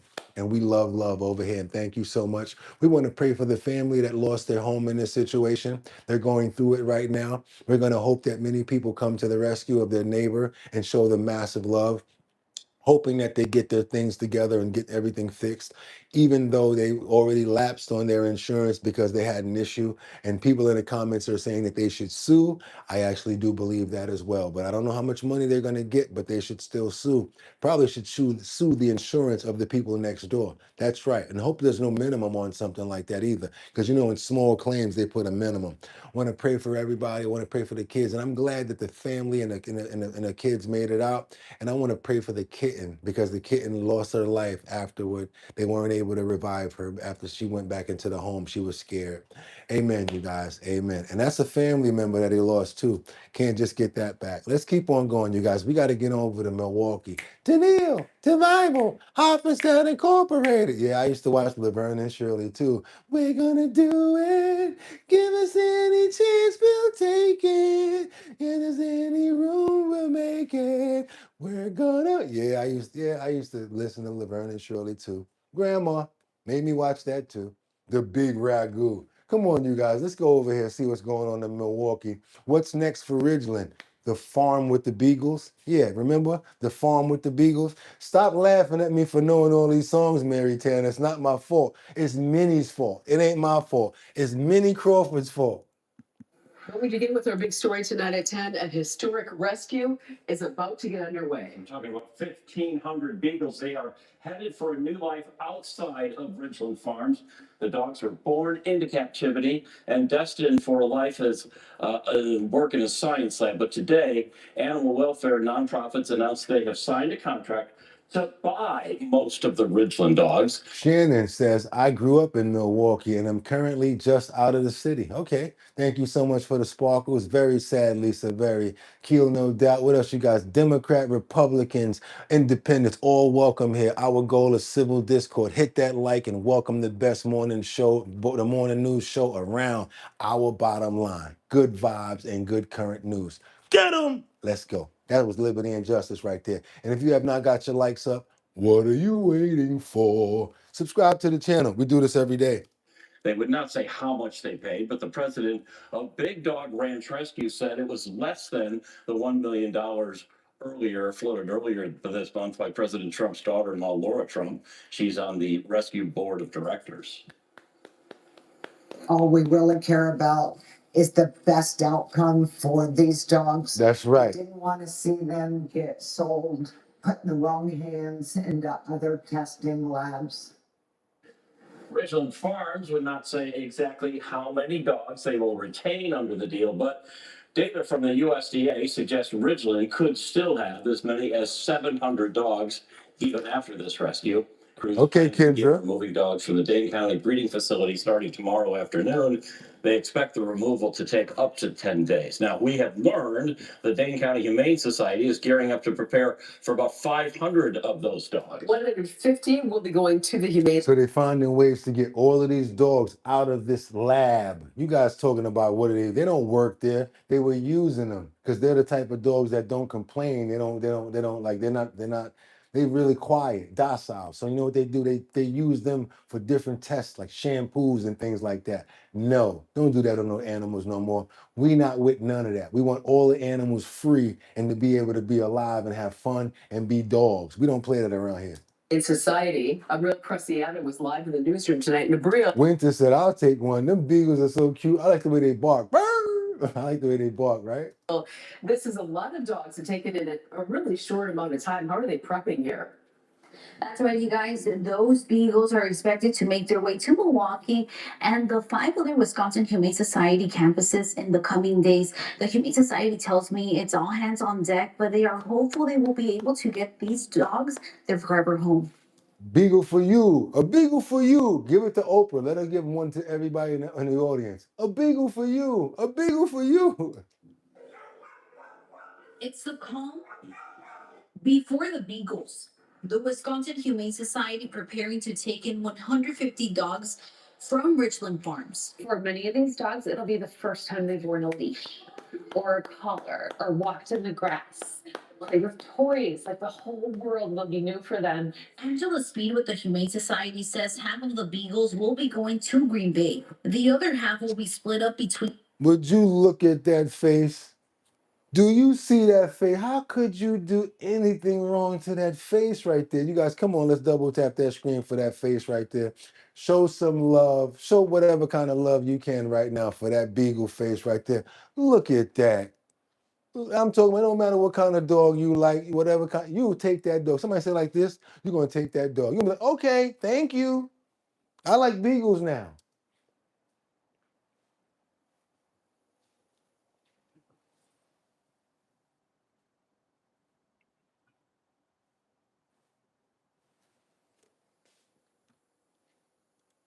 Is filled with at least one dog in Bay. The other half will be split up between the other 5 campuses here in Milwaukee or in Racine, Kenosha, Ozaukee, and Door counties.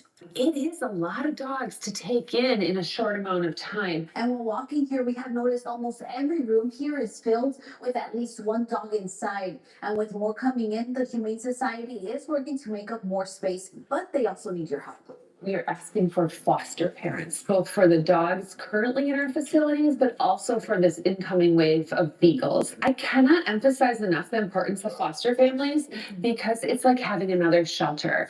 And it's a home environment where animals tend to do better. Of course, adults will also be here with these pups. I'm thinking about adopting a dog, and I know that all the animals that are here need homes. That's what brought Bria Wigley to the Humane Society today. Oh, what better place to come than here to just see if there's one that wants. Oh, look at that face. Come on, y'all. We got to go get them up out of there. We got to do as much as we can to save our furry friends. I want to pray for the beagles.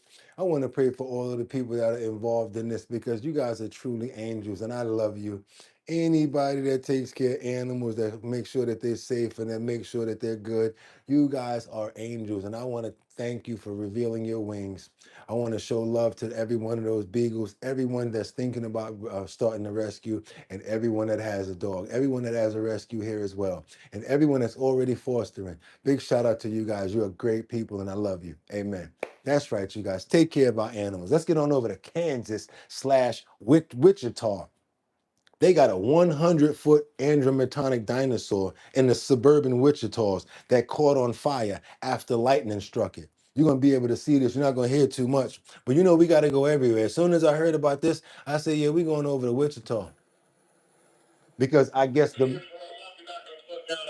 the metal must have contracted like the thunder and lightning to go over there. So yes, this is like an animatronic version of a dinosaur in the suburban Wichita caught fire after the lightning struck it. 10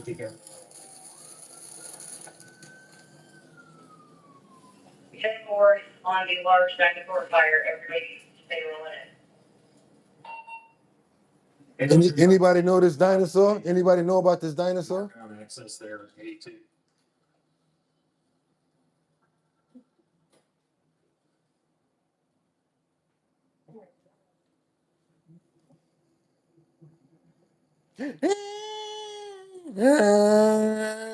I said I'll give you Godzilla. How about Godzuki? Anybody watch Godzilla and Godzuki? Remember one time when Godzilla couldn't fire out of her mouth? She couldn't, or something happened, and Godzuki was right in front of her, and she stepped on his tail, and he shot the flame out. Everybody was like, "Yo, look at that!" I was a big Godzilla fan.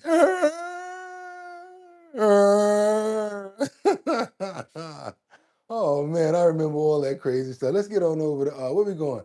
Oh man, got to get on over to Australia because we had a lot of good parts of the show today, but we still got to get on to the other parts. Stop fronting. When Godzilla stepped on Godzuki's tail and that big flame came up, y'all was like, yeah, because she needed that flame. She needed that flame. She was fighting against that, what was that, the Gila monster or something like that? Let's keep on going. Y'all know what I'm talking about. I'm official, y'all. I'm official. Let's go. A man has been charged for an indigenous girl's loss of life in Australia's outback. Can't say the specific words, but man, oh man, are we talking about somebody that needs access to a wood chipper immediately? This one right here, he needs access to a wood chipper immediately. I can announce that yesterday evening, Jefferson Lewis was formally charged with 1 count of murder. It's deeply distressing, not only for the family, but for the wider community. This is a horrific events and a horrific set of circumstances, and our thoughts remain strongly with the family. Like something was already going on with her. Look at the under her eyes. Little girl never supposed to look like that, ever, ever. And also with the community as everyone processes the impact of these horrific events. I would ask that the community respect the judicial process, and I would also ask that the community continue to respect the family as they continue to process their deep grief and sorrow. This is the follow-up to the other day when they were trying to get inside that hospital. This is what they were trying to get at, you guys. This is the fool that they was trying to get access to because of that baby that he harmed, that he took her life. And they was trying to get in there, and they were going at the police. You guys remember yesterday when we showed this clip?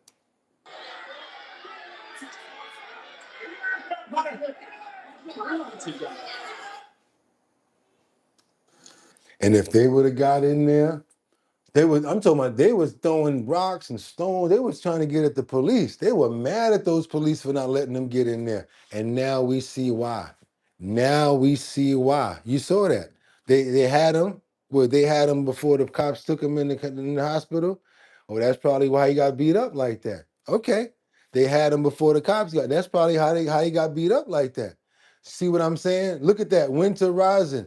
Thank you for thinking like each other. I wish they would have let him have him. That's how when they come to the back in the day, they used to come to the sheriff. Sheriff, let us get him. With the pitchforks and stuff, they should have let them get him straight up and down. I want you guys to be careful right now because we got another situation out here. Anytime they find a way to cover something up, they find another way to get at you. I'm about to probably start selling those wallets that are tap proof. And I know where to get them from. I wasn't thinking about doing it before, but now I'm thinking about doing it. The Our Bottom Line tap proof wallets. They have them available and we can actually use them.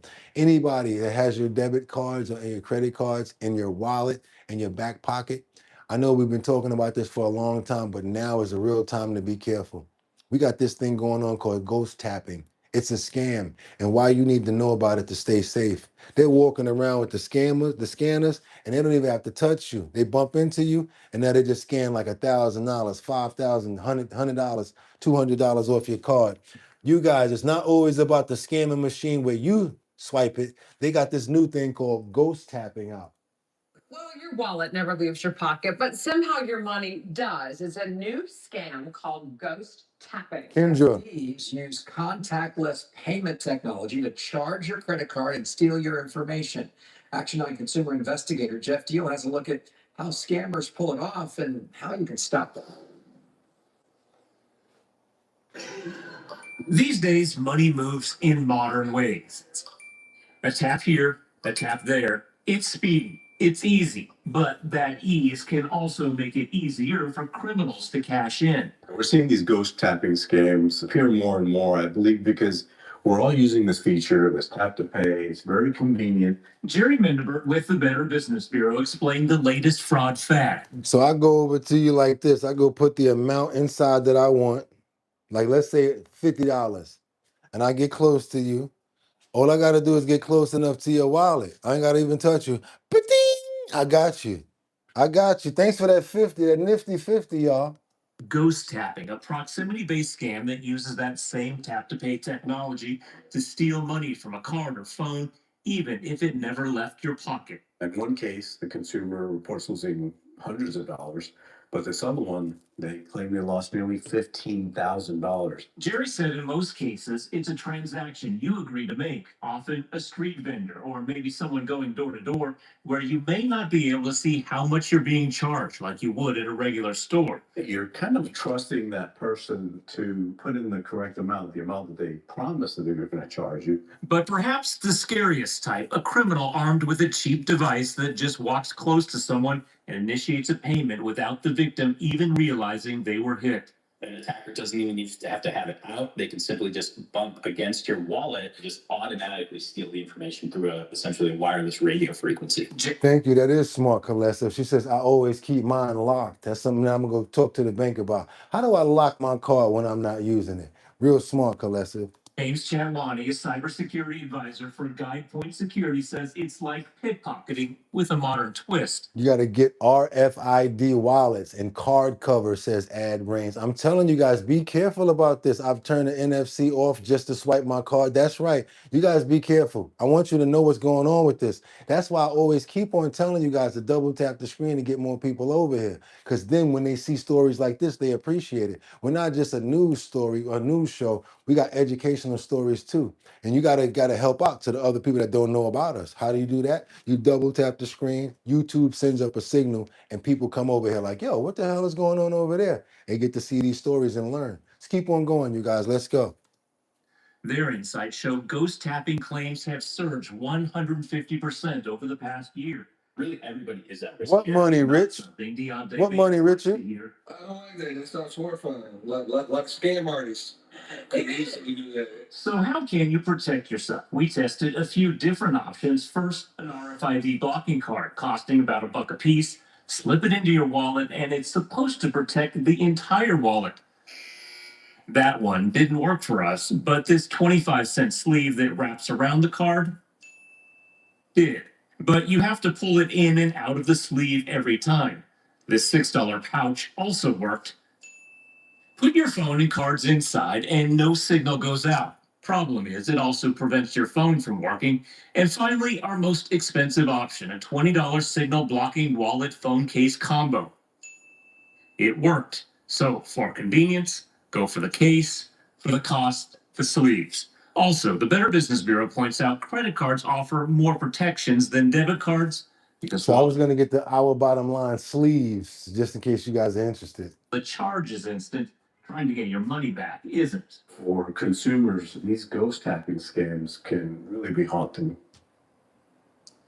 Now, phones already have some built-in protections because you actually have to approve the transactions. But on some phones, you can also turn off the NFC antenna that allows communication at close range. It's also a good idea to set alerts for every charge on your accounts. Live in the studio, Jeff Deal, Channel 9 Eyewitness News. I also have the alerts for every charge on my account, because as soon as you see a charge that's not a charge that you made, you can call the bank right then and there and let them know what's going on. Or me, if it's the daytime, I'm walking straight over to the bank. I didn't do this. Please help me immediately. That's right, you guys. I'm about to get them. I'm going to put the Our Bottom Line logo on them, and they're going to be available on the website in our merch area. Hopefully you guys will use them. I'm going to show you how to use them in a video as well. I thought about that a while ago. Let's keep on moving forward, you guys. Let's keep on going, because now we got a situation where a man in New York is about to get paid in the shade. You know what I'm talking about.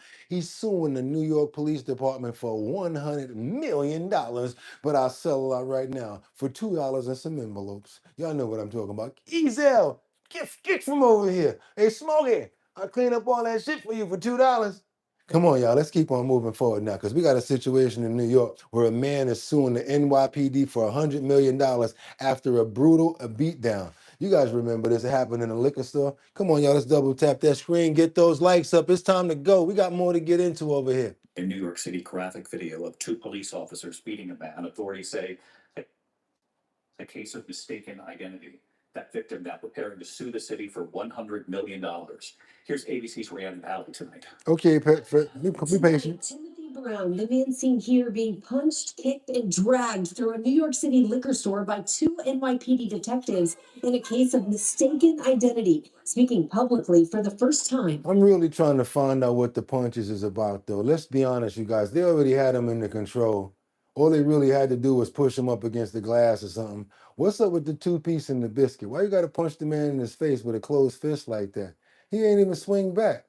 I felt humiliated, disrespected, embarrassed, and I was brutally beaten for no reason. The NYPD said, What you mean? I gotta explain something to you, Mike. He's not getting nowhere near a hundo. If they give me 20, you see that? That's how they do that. He wants $100 million. Well, let's see if we can negotiate with him. Well, we give you 20, he go in there like this. Well, you know what? I'll take it. I just want this thing to be over. Meanwhile, he outside like 20 million. Give my lawyer the fees and I'm rocking. You damn right. 20 million still good. 10 million still good. For a two-piece and a biscuit? Yeah, I'll take that. I'll take that. were conducting an undercover narcotics operation and believed Brown had been involved in a drug deal. One officer holding Brown, the other punching him. At one point in a nearly 8-minute video, They literally punched his chain off of him. He punched him, grabbed the chain came off. All he was doing was hooking off like crazy. the detectives dragged his body over broken glass bottles. Charges of resisting arrest were later dropped. Brown filing a notice of claim, a precursor to a lawsuit. Now let me show you how good I am. Y'all ready?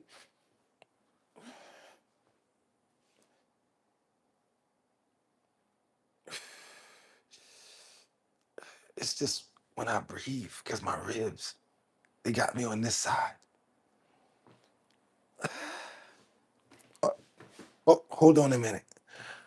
I'm sorry. I apologize. Then they're gonna be looking at you like, don't apologize. Don't apologize. It's not your fault. And then you gotta do the onion.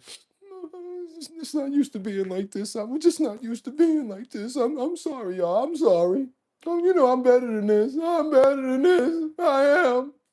I shouldn't have been treated like this. What? And the Academy Award goes to Bugatti. Soon as I get up out there, moving on up to the east side. Man, listen, stop playing with me. He think he good? Please, I will take that Academy Award right out your hands. I already just beat him right there. Come on, y'all, let's go. Alleging the officers violated. Oh, man, you got to add the breathing and the pain face and then say, it's just when I breathe. You got to add some spice to it, man. He intends to ask for $100 million in damages. My business. I'm a taxpaying citizen, and what happened to me should never happen to anyone else. David, the detectives both. Somebody real good. Clay, you could work with me any day. Clay said you got to add the wheelchair to the mix. You could work with me any day. Oh man, I would be right out there with Clay. Yo, Clay, you mind pushing this wheelchair? I got something on it. You gonna push this wheelchair? But you got to be looking real sad too. My cousin, how dare them do this to him? We gonna play off of each other. You feel me? I might fall out the chair and need you to go get me. Vulcan Maiden and Michael Algerio have both been stripped of their guns and badges, pending an investigation. Meanwhile, the NYPD has launched a 3-month review of its narcotics division. David? Rhiannon Alley reporting. Man, listen, stop playing with me. And the Academy Award goes to.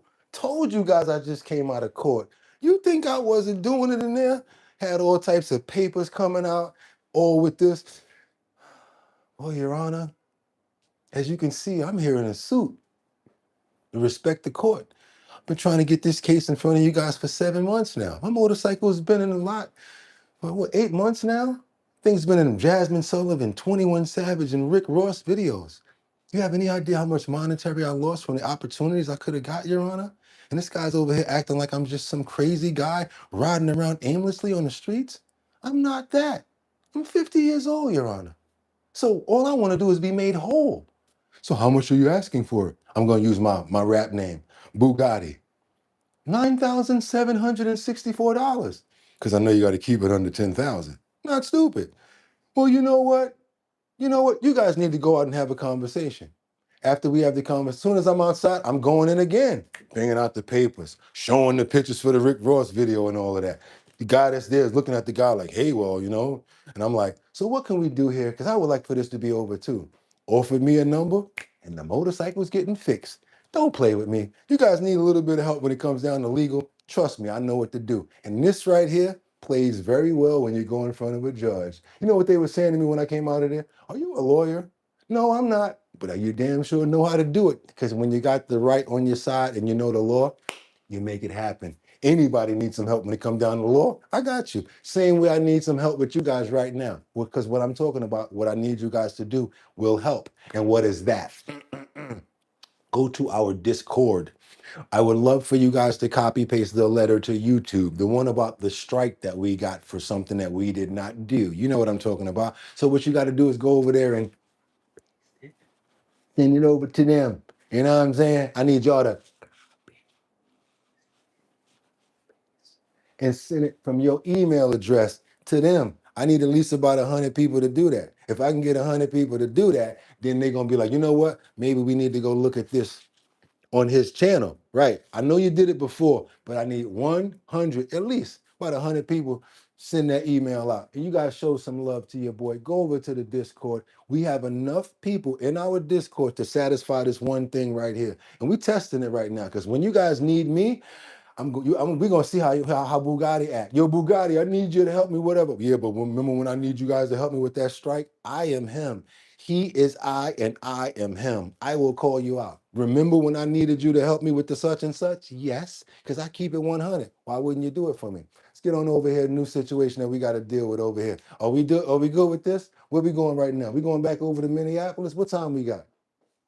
Yeah, we're going over to Minneapolis real quick, to St. Paul to be exact. We got 3 that's been federally charged for alleged assaulting a Turning Point USA reporter. They got what they deserve. You're not supposed to be doing this to nobody, especially not to a female. You don't do this to a lady. Come on, you guys. We got 3 people that were federally charged for allegedly assaulting a Turning Point USA reporter. Joining us on Fox 9 and Fox Local, I'm Randy Myers. And I'm Kelsey Carlson. Our top story tonight, 3 people facing federal assault charges after prosecutors say they attacked a reporter outside the Whipple Federal Building. It happened at an anti-ICE protest 2.5 weeks ago. Fox 9's Mike Manzoni joins us now, and Mike, prosecutors are calling what happened unhinged. Long as you got a response back, we good. Don't worry about the response. Long as you guys sent it, I really appreciate you. All you got to do is copy, paste it, and send it through. And I know you send it, Sam, because I saw that. Also, if you guys are really trying to go for the merch that I'm giving you guys for it, because I'm giving out for 5 select people, we're going to be giving out merch. The certain select people, and out of the 100 that do it, we're going to be giving out merch. I'm going to give out T-shirts from Big Drip Hard Punch. You're going to get decals as well as keychains. I shouldn't have to do it, but I'm going to do it anyway. So I'm trying to get at least, let's say 100, 150 people to send out that letter off of our Discord. Copy, paste, send it from your own email address. They're going to see it and they're going to go watch that video. They will remove that strizike after a while, and it'll get us back to where we're at, because it is hurting the finances over here ridiculously. Our numbers are way, way, way, way, way. And the only way we can really get it back, I need you guys to help me with that. I never ask you guys for jack. Now I'm asking you guys for something. Please join the Discord. Go over there, copy, paste the letter, and send it to those guys that you know who I'm talking about. Because I already sent one for myself, and I was talking to AI yesterday. He's like, yo, you got a lot of people over there. If you can get at least 150 people to send that same letter to them, they'll look at it. And because it's a real Fox 5 something, a video that you used, they're going to take it off. We need it. We need them to take that off. I'm not even going to stop asking. Let's keep on moving forward, you guys. Let's go. Yeah, this is the video showing that reporter in the middle of that crowd. Several people shout expletives at her as she yells and tells them that she's trying to leave. She then gets knocked to the ground twice. Well, she did mush homegirl before she fell, and I give her props for that.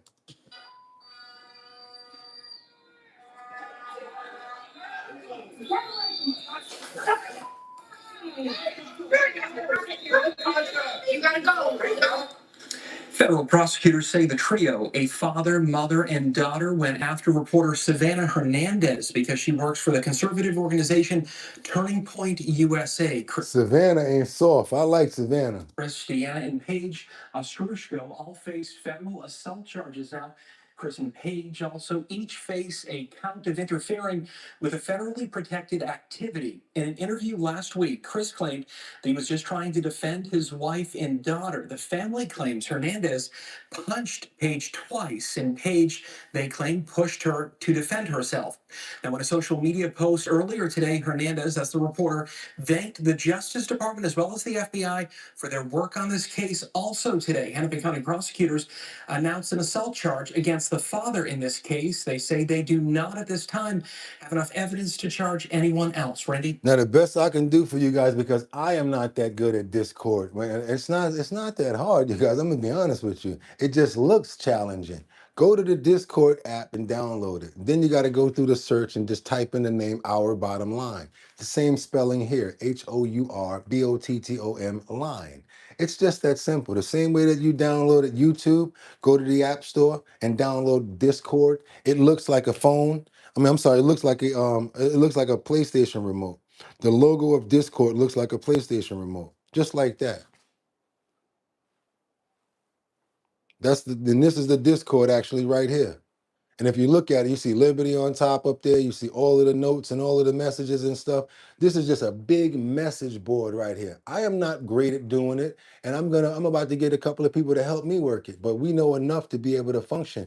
Stop saying you can't do something when you definitely can. Trust me, it's not that hard. You're going to be angry at yourself for limiting yourself and saying that you can't do it. What you want to do is go to the App Store and download DISCORD.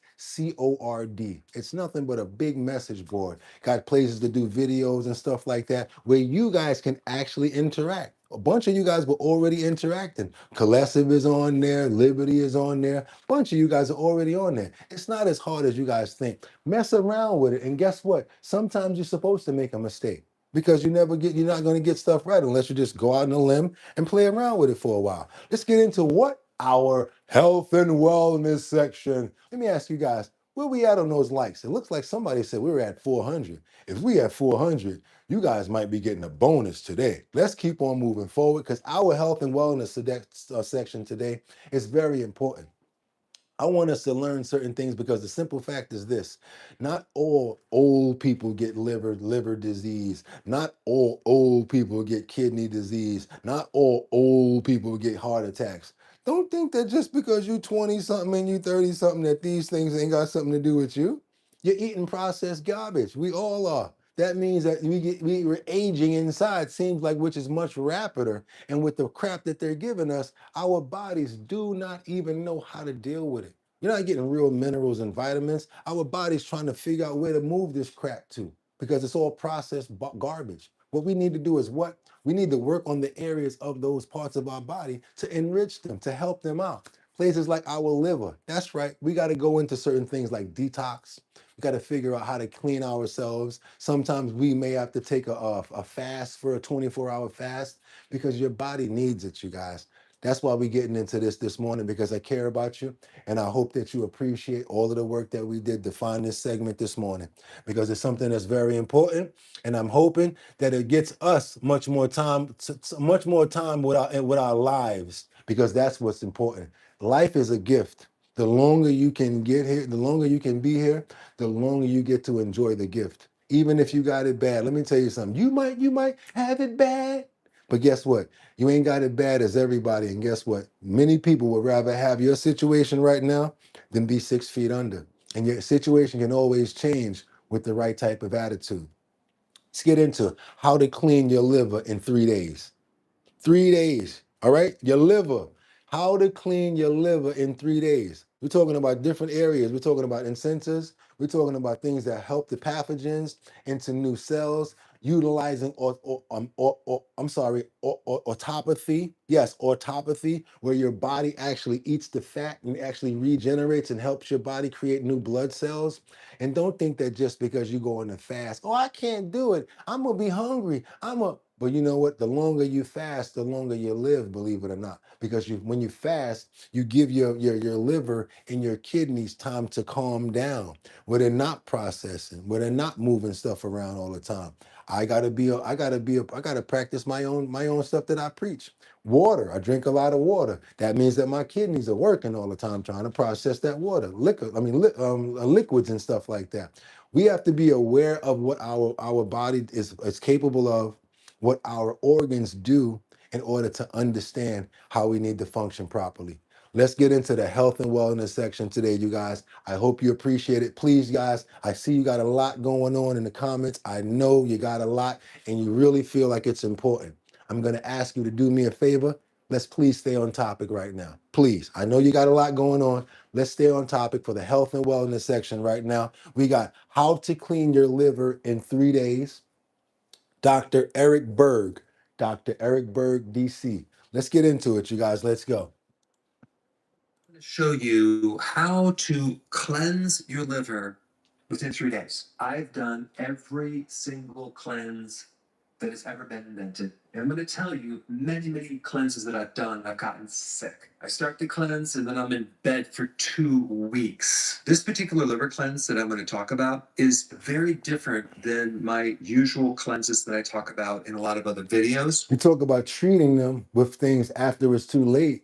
We talk about pills to treat the liver and the kidneys and dialysis and stuff like that. How about prevention?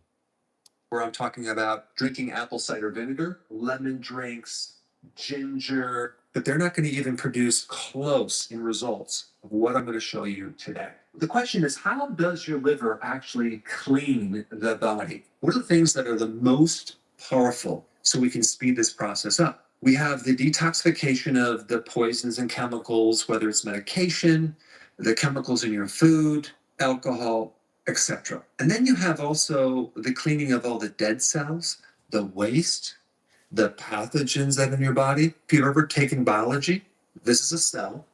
Inside the cell, you have these different things. And this little thing right here is the garbage disposal of the cell. That's called a lysosome. Okay, a lysosome is the little Garbage incinerator, the compactor. garbage disposal that burns up the waste and cleans up the dead cell, and it actually helps recycle dead cells and pathogens like microbes and viruses and bacteria and fungus, and turns all that into new cells. So that whole process is called autophagy. So the body is actually eating some of its own tissue, and it's recycling this waste into new cells. So let's go through the 7 things that trigger autophagy, starting with maybe the weakest trigger to autophagy, and that would be certain phytonutrients. Has a mild effect of triggering this autophagy, this recycling effect. Then number 6, we get the ketogenic diet. Keto. Cutting down your carbohydrates. Keto. Then number 5, we get into exercise. Okay, exercise will trigger autophagy. Then we get into sleep. I got to work on that. I know, because autophagy actually works while you're sleeping too. Okay, when you sleep, you go through this process. Then we get into calorie restriction. Okay, when you cut down your calories, that also helps this process to occur. Water fasting. And then 2, we have water fasting. And water fasting is basically you're not eating anything except you're drinking water. It's a way for you to be like, if you never fasted before, instead of you going like cold turkey, just going to fast, you can start by hours of fasting, pushing your meal times back, and then the next thing would be to like water fast, which is like still giving you some sort of a fake filler, but it's only water. And the next one after that is a dry fast, which is the #1 best fast that you can do, because it promotes autophagy faster than every one of them. But there's one additional thing that is 3 times more powerful than water fasting. And that is, are you sitting down? Dry fasting. No food and no water. Dry. Of course, I recommend you speaking to a doctor before you start a regimen of anything like this, even if you start off on a small scale, because I don't want to be responsible for anybody being hurt. I tell you guys this all the time. Also, you may be taking medications where you can't fast. You might need the nutrients in order to support whatever you're on. Please consult a doctor before you do anything that we tell you here. Dry fasting, hands down, is probably one of the most powerful things you can do to stimulate autophagy and truly cleanse the cells. And I'm not talking about doing dry fasting for 12 days, okay? That's for a different video. I'm talking about doing dry fasting for only a day. So in other words, you start dry fasting, sunrise, and then you stop at sunset. And that's why I like this, because it's like a challenge, and I love to challenge myself. Can you go one day without eating? Why? What is the benefits of that? We're going to tell you. And at first, I didn't think there was anything to this, but the more I got into it, I'm like, wow, this is incredible. Because one day of dry fasting is equivalent to 3 days of water fasting. Anybody ever hear of intermittent fasting? That's also pushing your meal times back. All pays off. Probably been told that you can only survive 3 days without water. Yes, Ad Rains. I'm not going to get into that in this video, but that's a complete myth. That's absolutely not true. And that's now, if you're saying your liver needs a scrub daddy, please, songwriter, stay on board, stay with us, and you get where we're going here. just because when you stop drinking water, what happens is your fat cells, as they're burned, start releasing a lot of water. So you're saying, I can't do this, I'll be thirsty. But he's trying to tell you, once you start getting thirsty, your fat cells start actually releasing. But my whole point on this is we're only talking about 12 hours of not drinking water, okay? So you're going to be fine. You're going to greatly enhance your immune system. Another benefit is your kidneys and your liver finally have a chance to rest. Sometimes we have this idea that we have to drink all this water to flush the toxins out, right? Guess what you're doing all day long when you're drinking a lot of water? You're peeing. Okay, so you're causing your kidneys to work really hard to get rid of this extra water. Because when you drink a lot of water, you got to process it, right? So you're never giving your kidneys a chance to work. That's why I got to calm down too. But when I do the show, it's pretty hard with the suit, the lights and everything. And plus running my mouth and doing all of this stuff. It's hard not to drink water. Another cool benefit is mental clarity. You're going to grow new brain cells when you do this. And another big benefit. I love hearing that. You mean to tell me because I go on the fast, I get clear, I get more brain cells? I like it. Your inflammation is going to come down. And what's also cooking. We're big on keeping inflammation down because that's what's the swelling. And that means that we'll be able to move better and more blood flow, more better for our circulatory systems. This is huge information right here, you guys, because it's not just for the liver, it's complementing the entire body if you think about it. Okay, so you're causing your kidneys to work really hard to get rid of this extra water. Another cool benefit is mental clarity. You're going to grow new brain cells when you do this. And another big benefit is your inflammation is going to come down. And what's also cool is you're going to go to sleep and you're going to get more hours of dry fasting as well. This second part involves getting rid of toxins, chemicals. And this happens in the liver, it happens in the kidney, it happens in different parts of the body as well. Put it like this. If your liver and your kidney and all of your organs are fighting to keep you healthy, the least you can do is help to keep it healthy, right? Let's look at it like that. You have these enzymes that go through this series of steps that take the poisons and then they break them down to the point where they're harmless. And so this program is kind of like what's called OMAD, which is 1 meal a day. What are you going to eat that one meal of the day? And by the way, you'll eat that when the sun sets. You're just going to eat 2 things, some type of cruciferous vegetable, and you're going to eat meat. Well, what is a cruciferous vegetable? Broccoli, Brussels sprouts, cauliflower. Winter Rising says, I need more brain cells. I'm pretty sure I lost a lot along the way. We all do, Winter, but that's why we learning with each other. Arugula. Now, you could do broccoli sprouts. I love this. That's going to be like 20 to 50 times stronger than adult broccoli. And you can have that in a salad. That would be considered a great thing. You can do kale or even blend kale and you drink that as a shake, then you get something called bok choy. And then the other thing that I consume a lot is cabbage, different forms. Raw sauerkraut is really awesome because it's fermented. So then we get to the meat part. Now, meat is loaded with certain amino acids, which are the building blocks of protein. Some of these amino acids work in different ways. Like, for example, glutamine helps build up your glutathione, which is the most powerful antioxidant in the cells to help you get rid of free radicals and things that create rusting in the body.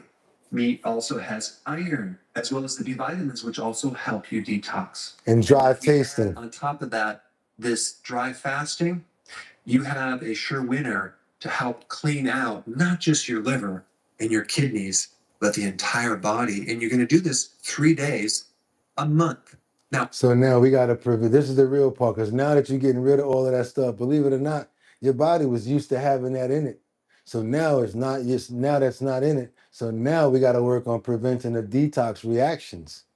one last point. How do we prevent the detox reaction that a lot of people get when they cleanse? Well, with this cleanse, we're not necessarily using herbal remedies to. Somebody said they mix it up. There you go, flavor. There you go, flavor. Mix it up and mix kimchi with sauerkraut. Okay. Push toxins out of the cells. However, anytime you do any type of cleansing, anything, the key is making sure that What's up, Zion? have any bile sludge or any type of blockage within the little bile ducts. And those are little tubes between your liver and your gallbladder. So we want to clear those out before we do this. And how do you go about that? Some people might have gallstones, but a lot of people have like gall sludge. And what happens is start a cleanse and it backs up to the liver and they get really sick. So it wouldn't hurt before you do this to take some bile salts, okay, in a supplement. You can also do another type of bile salt that I've recommended in other videos called Tadka. Okay, I'll put that down below if you want. You want to take this before you before you start doing your fast, because again, all of the toxins that come out, your body's already used to doing that. Sometimes the bad stuff is already working in your body, and it's like used to being processed a certain way. So now that you're getting rid of all of that stuff, you got to give your body something to be able to flow smoothly with, to keep on going, right? So you already like kind of like the mineral oil that they take a drink of before they take a drink, something to coat your stomach to make sure that you're secure. Same thing that you're doing here for the process of what you're working on, so that at the end of it, it's a smooth closure and it's a smooth process. So he's recommending these. More information on that.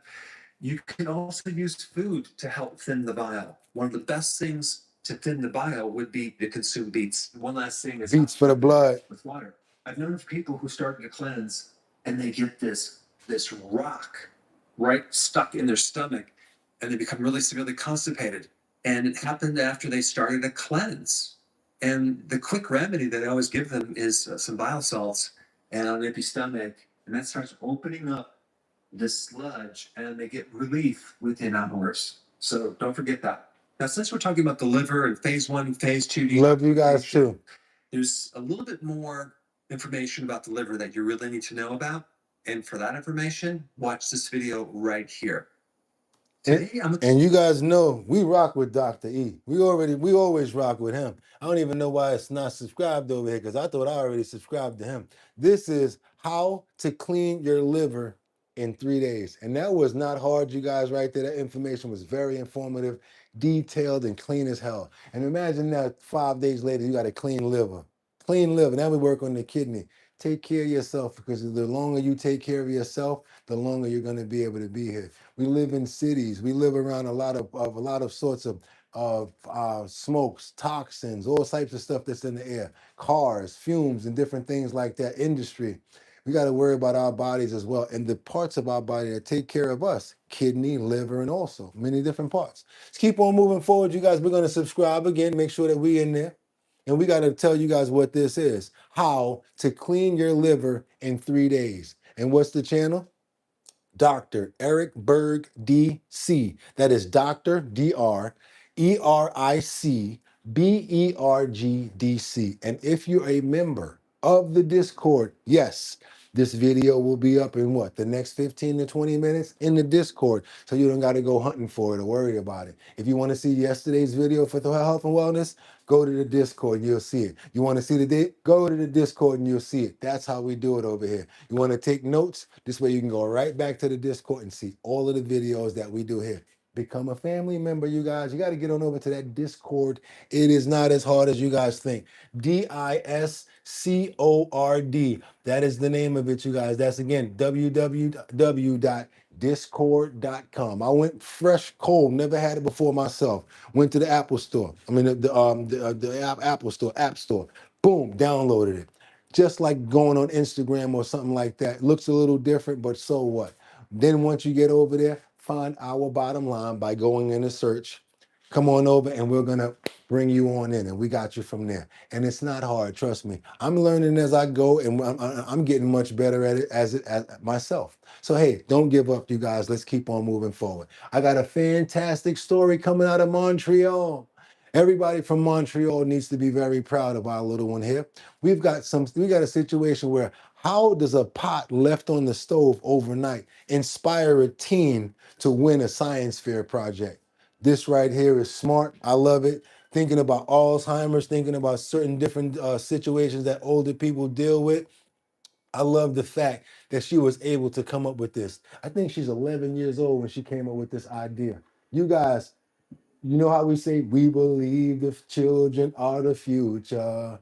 Teach them well and let them lead the way. That's right, you guys. Look at this right here. You're going to see what I'm talking about while I sang that song. For most grade 9 students, science projects stay inside the classroom. But for Aviana Mahnez, this started at home when her grandmother, living with early onset dementia, left a pot on the stove overnight. Aviana went looking for a solution, and when she couldn't find one, she got creative and built one herself. I made it by combining current sensors and motion detectors. And what it does is it senses the current. Once it makes sure that there is current, then it goes to the motion detector. And if there's no motion in the room for a set period of time, it sounds an alarm. Her invention, Forget Me Not, is a simple idea designed to detect a small mistake before it becomes tragic. Not bad for something she started when she was just 13. Teachers at her school, Miss Edgars and Miss Cramps, say it's the kind of problem solving they hope to see students try and tackle.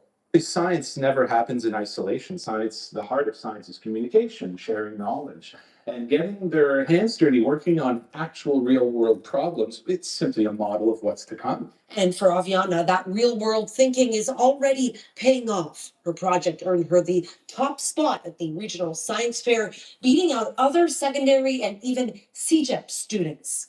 I was really glad that, it reached that level, because now I know that people know about it and that it can turn into something that could actually help people. But she's not done yet. She's working on a phone application for the product, hopes to get a patent, and eventually see if it could be implemented in long-term care homes, proving that a small model can have the potential to make a very real difference.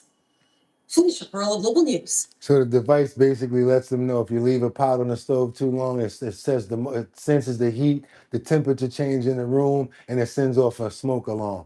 That's something that's something that probably can prevent a lot of fires from happening before it even gets to the smoke detector. Yeah, because sometimes you can prevent it. It takes a little while for the smoke detector to come on. You got to actually have a little fire going on or a little bit of smoke. If we can prevent it from getting to that, that's a fantastic idea. And for an 11-year-old to come up with it because her grandmother left a pot on the stove, that's phenomenal right there, you guys. We got to Westman. show some love to the youth. Most grade 9 students. We gotta show some love to the youth right there, because Lord knows, man, stuff like that only can see how we do it. When with necessity comes an invention. If there's a necessity for it, comes the invention. Same way like the sneaker saver. Like I tell you guys all the time, I got tired of getting that blue dye on my sneakers wearing those Air Force Ones. So what did I make? I said, you know what? They got to be something. I started putting tape on the inside of my pants, my heavy blue jeans, because they kept on running on my Air Force Ones, on my Jordans. And after a while, I said, you know what? I'm going to make the sneaker saver. So now I stopped putting tape on the bottom of my shoe. And I got this thing right here by me. I made it myself. This is my invention.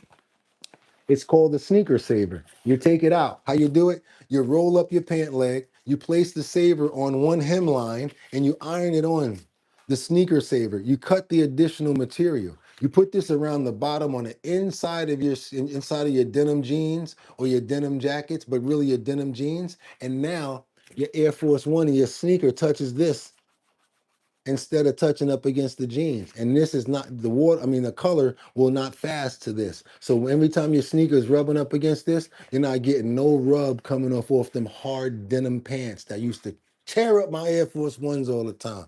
I used to get masking tape, flip my pant leg up and put the masking tape around and then flip it back down and make it look like, yo, how come you never get no stains on your Air Force Ones? Because I was using masking tape before. But now I've invented the sneaker saver. Put this on and you'll be good. See, it's like a little hero on there. Put that around the bottom of your jeans and you straight. Yeah, save them $500-$600 Jordans that you bought, those Timberlands that you bought. As soon as you put the jeans over the top of the Timberland, now you got construction with a little bit of blue denim on them, and you can never get that blue out. Yeah, put this on your jeans and you won't have that problem no more. Now you got fresh Air Force One and fresh Timberlands all the time. The Sneaker Saver, www.thesneakersaveronline. I'm sorry, thesneakersaver.com. You got to bring your ideas to life, you guys. You know what I said to myself? If you don't do that Sneaker Saver thing, somebody going to do it. So 2 years ago, went in, learned how to create a patent, did my own homework, got the patent cleared, and now it's on the market. Check out the sneakersavers.com. Let's keep on moving forward, you guys. We got to show some love over here to who? Come on, let's wind it down the way that we always do. We got to wind it down with a golden retriever puppy in the wild that stole custody of 10 ducklings. Interesting animal video. Let's go, y'all.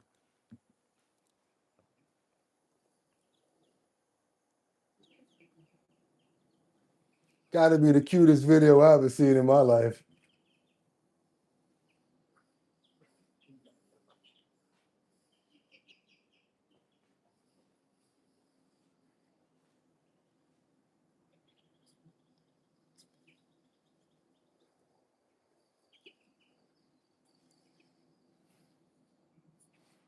Ain't that cute? They don't have to talk. They do not have to talk at all. Look at how they... Y'all see that? You see this? They set us up, y'all. They set us up. They set us up. How was I not going to show y'all this?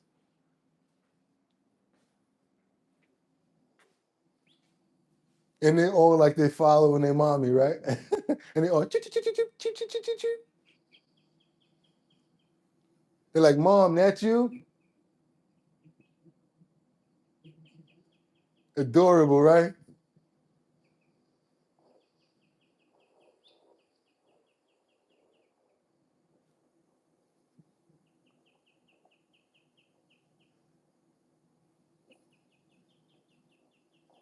He's smiling. He's smiling, y'all.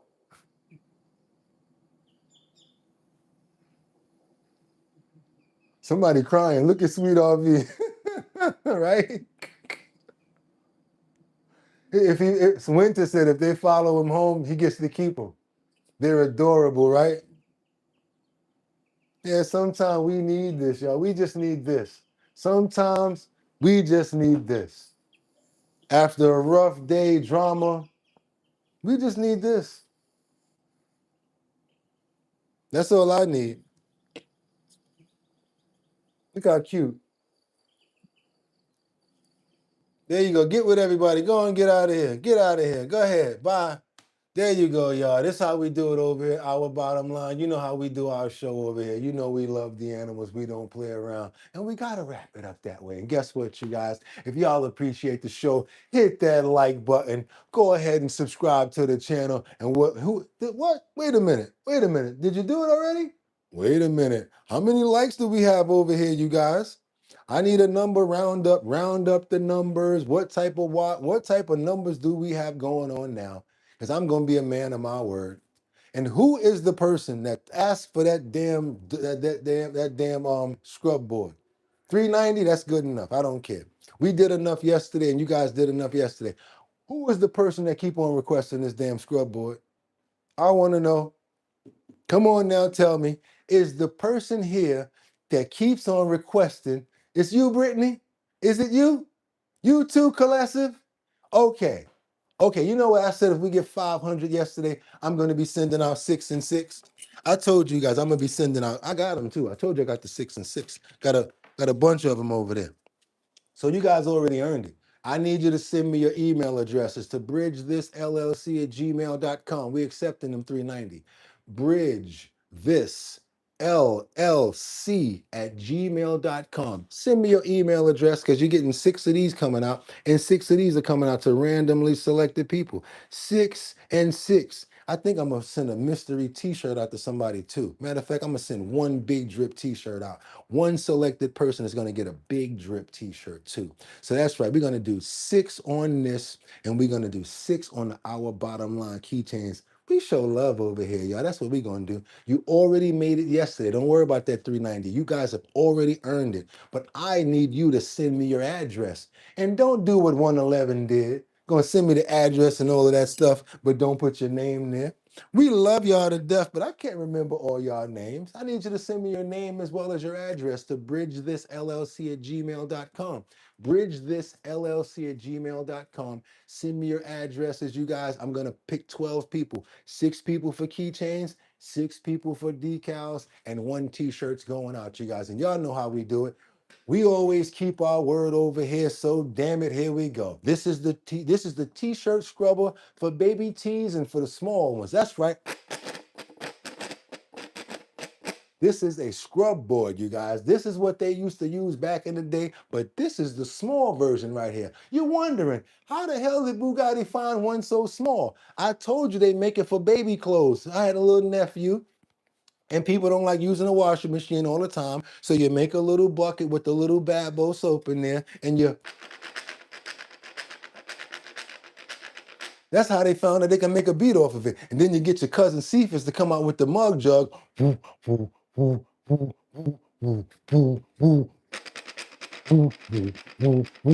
you a little story about a man named Jed.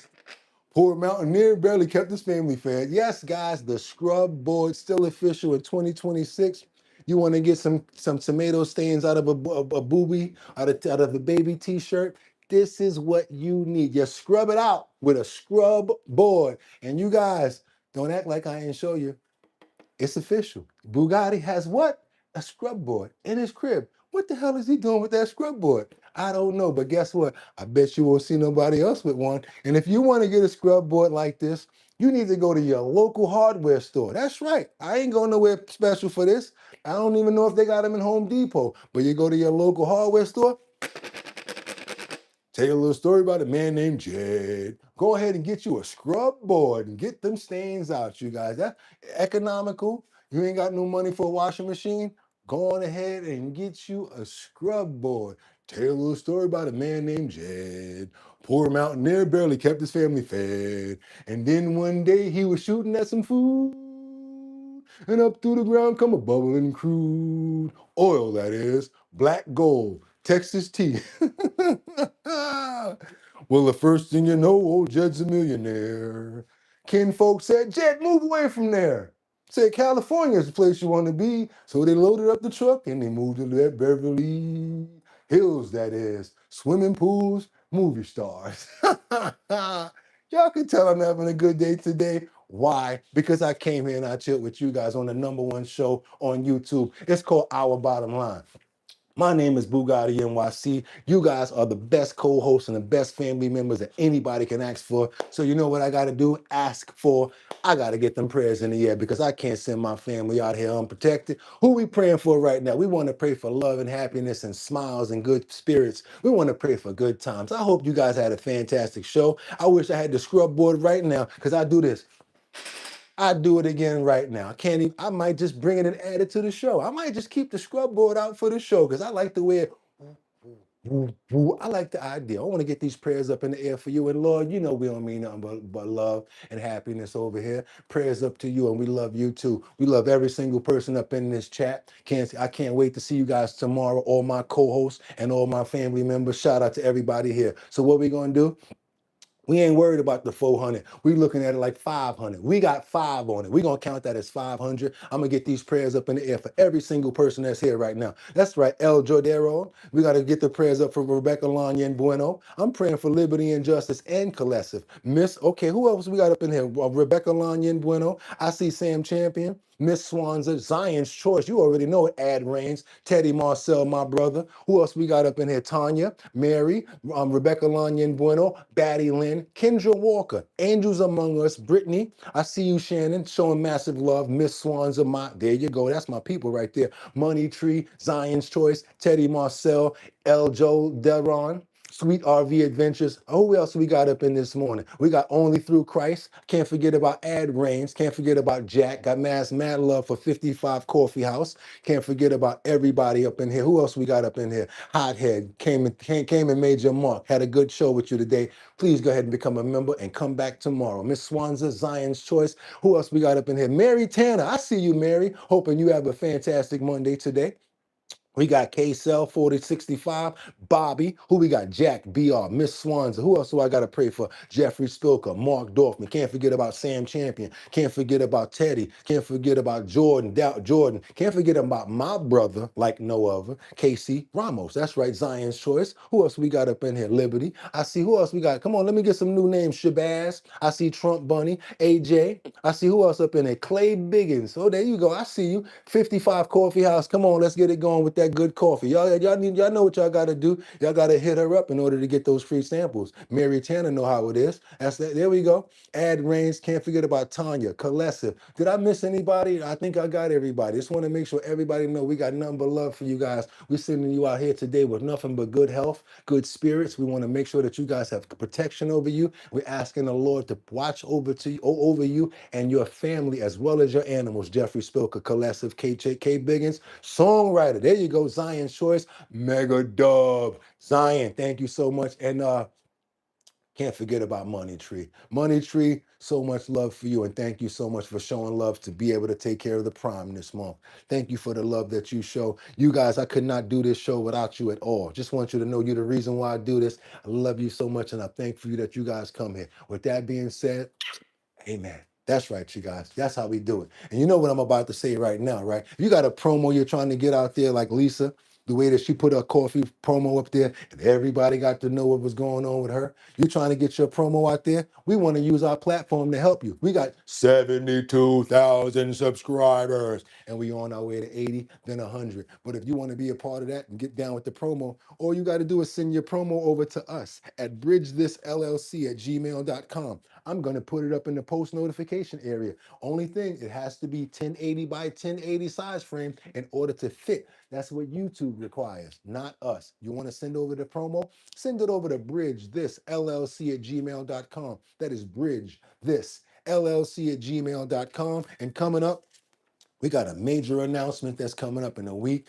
Boy, if this comes through, we're going to be able to rock out. I'm going to have so much new business coming through. Going to be able to save so many animals and going to really be able to take this channel to where we need to go. And yes, we are working on the Our Bottom Line social network page. That's where you guys will be able to go, create your own page and have our own website. We don't got to work with these guys all the time. We're going to go over there sometimes and rock out over there too. And become a member of the Discord. This right here. Remember, want to get lit? Drink Big Drip. That's right. Miss Swanson know because she already had a 4-pack. That's right, you guys. The Big Drip Show Your Talent talent search that's sponsored by Big Drip Hard Punch. How we doing it? 5 boroughs: Manhattan, Bronx, Brooklyn, Queens, and Staten Island.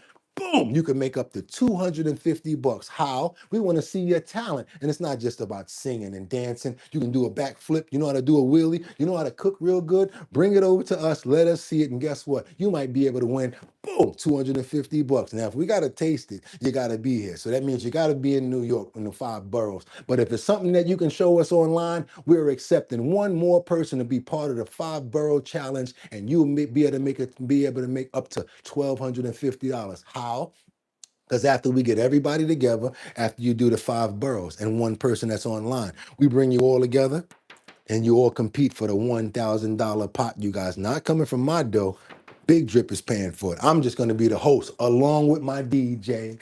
That's my DJ. And you guys know who I'm talking about, especially if you came to any one of the shows already. That's right, my DJ, DJ Don Dada, formerly of Black Ink Crew. She rolling with us now over at Big Drip. We doing in-stores and having a turn-up time. Only thing is you guys got to be 21 and older. Because yes, it is alcohol. 14% alcohol. Great. Raspberry blend. Off the chain. 12 ounces. Bigger than everybody else out there.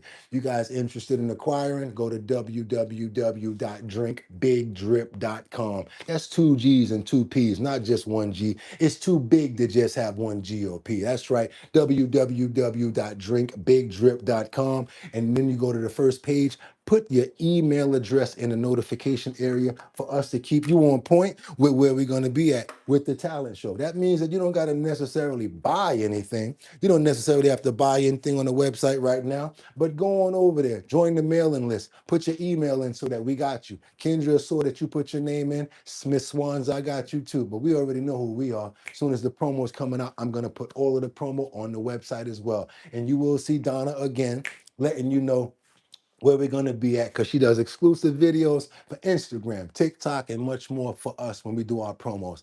And that's how we do it today, you guys. That's right. It's Monday. Time to get out there and battle that beast and get to them hours, get that money in your pocket and do what you got to do. We appreciate you over here. That's why we make sure that we pray for you every single day. What I got to do, I got to get back over here to trending topics, current events, and much, much more. Hope you guys enjoyed the show. It was one of my favorites. I got to be honest and tell you guys that, especially for a Monday. If you guys like the show, this is going to be the last chance to hit that like button.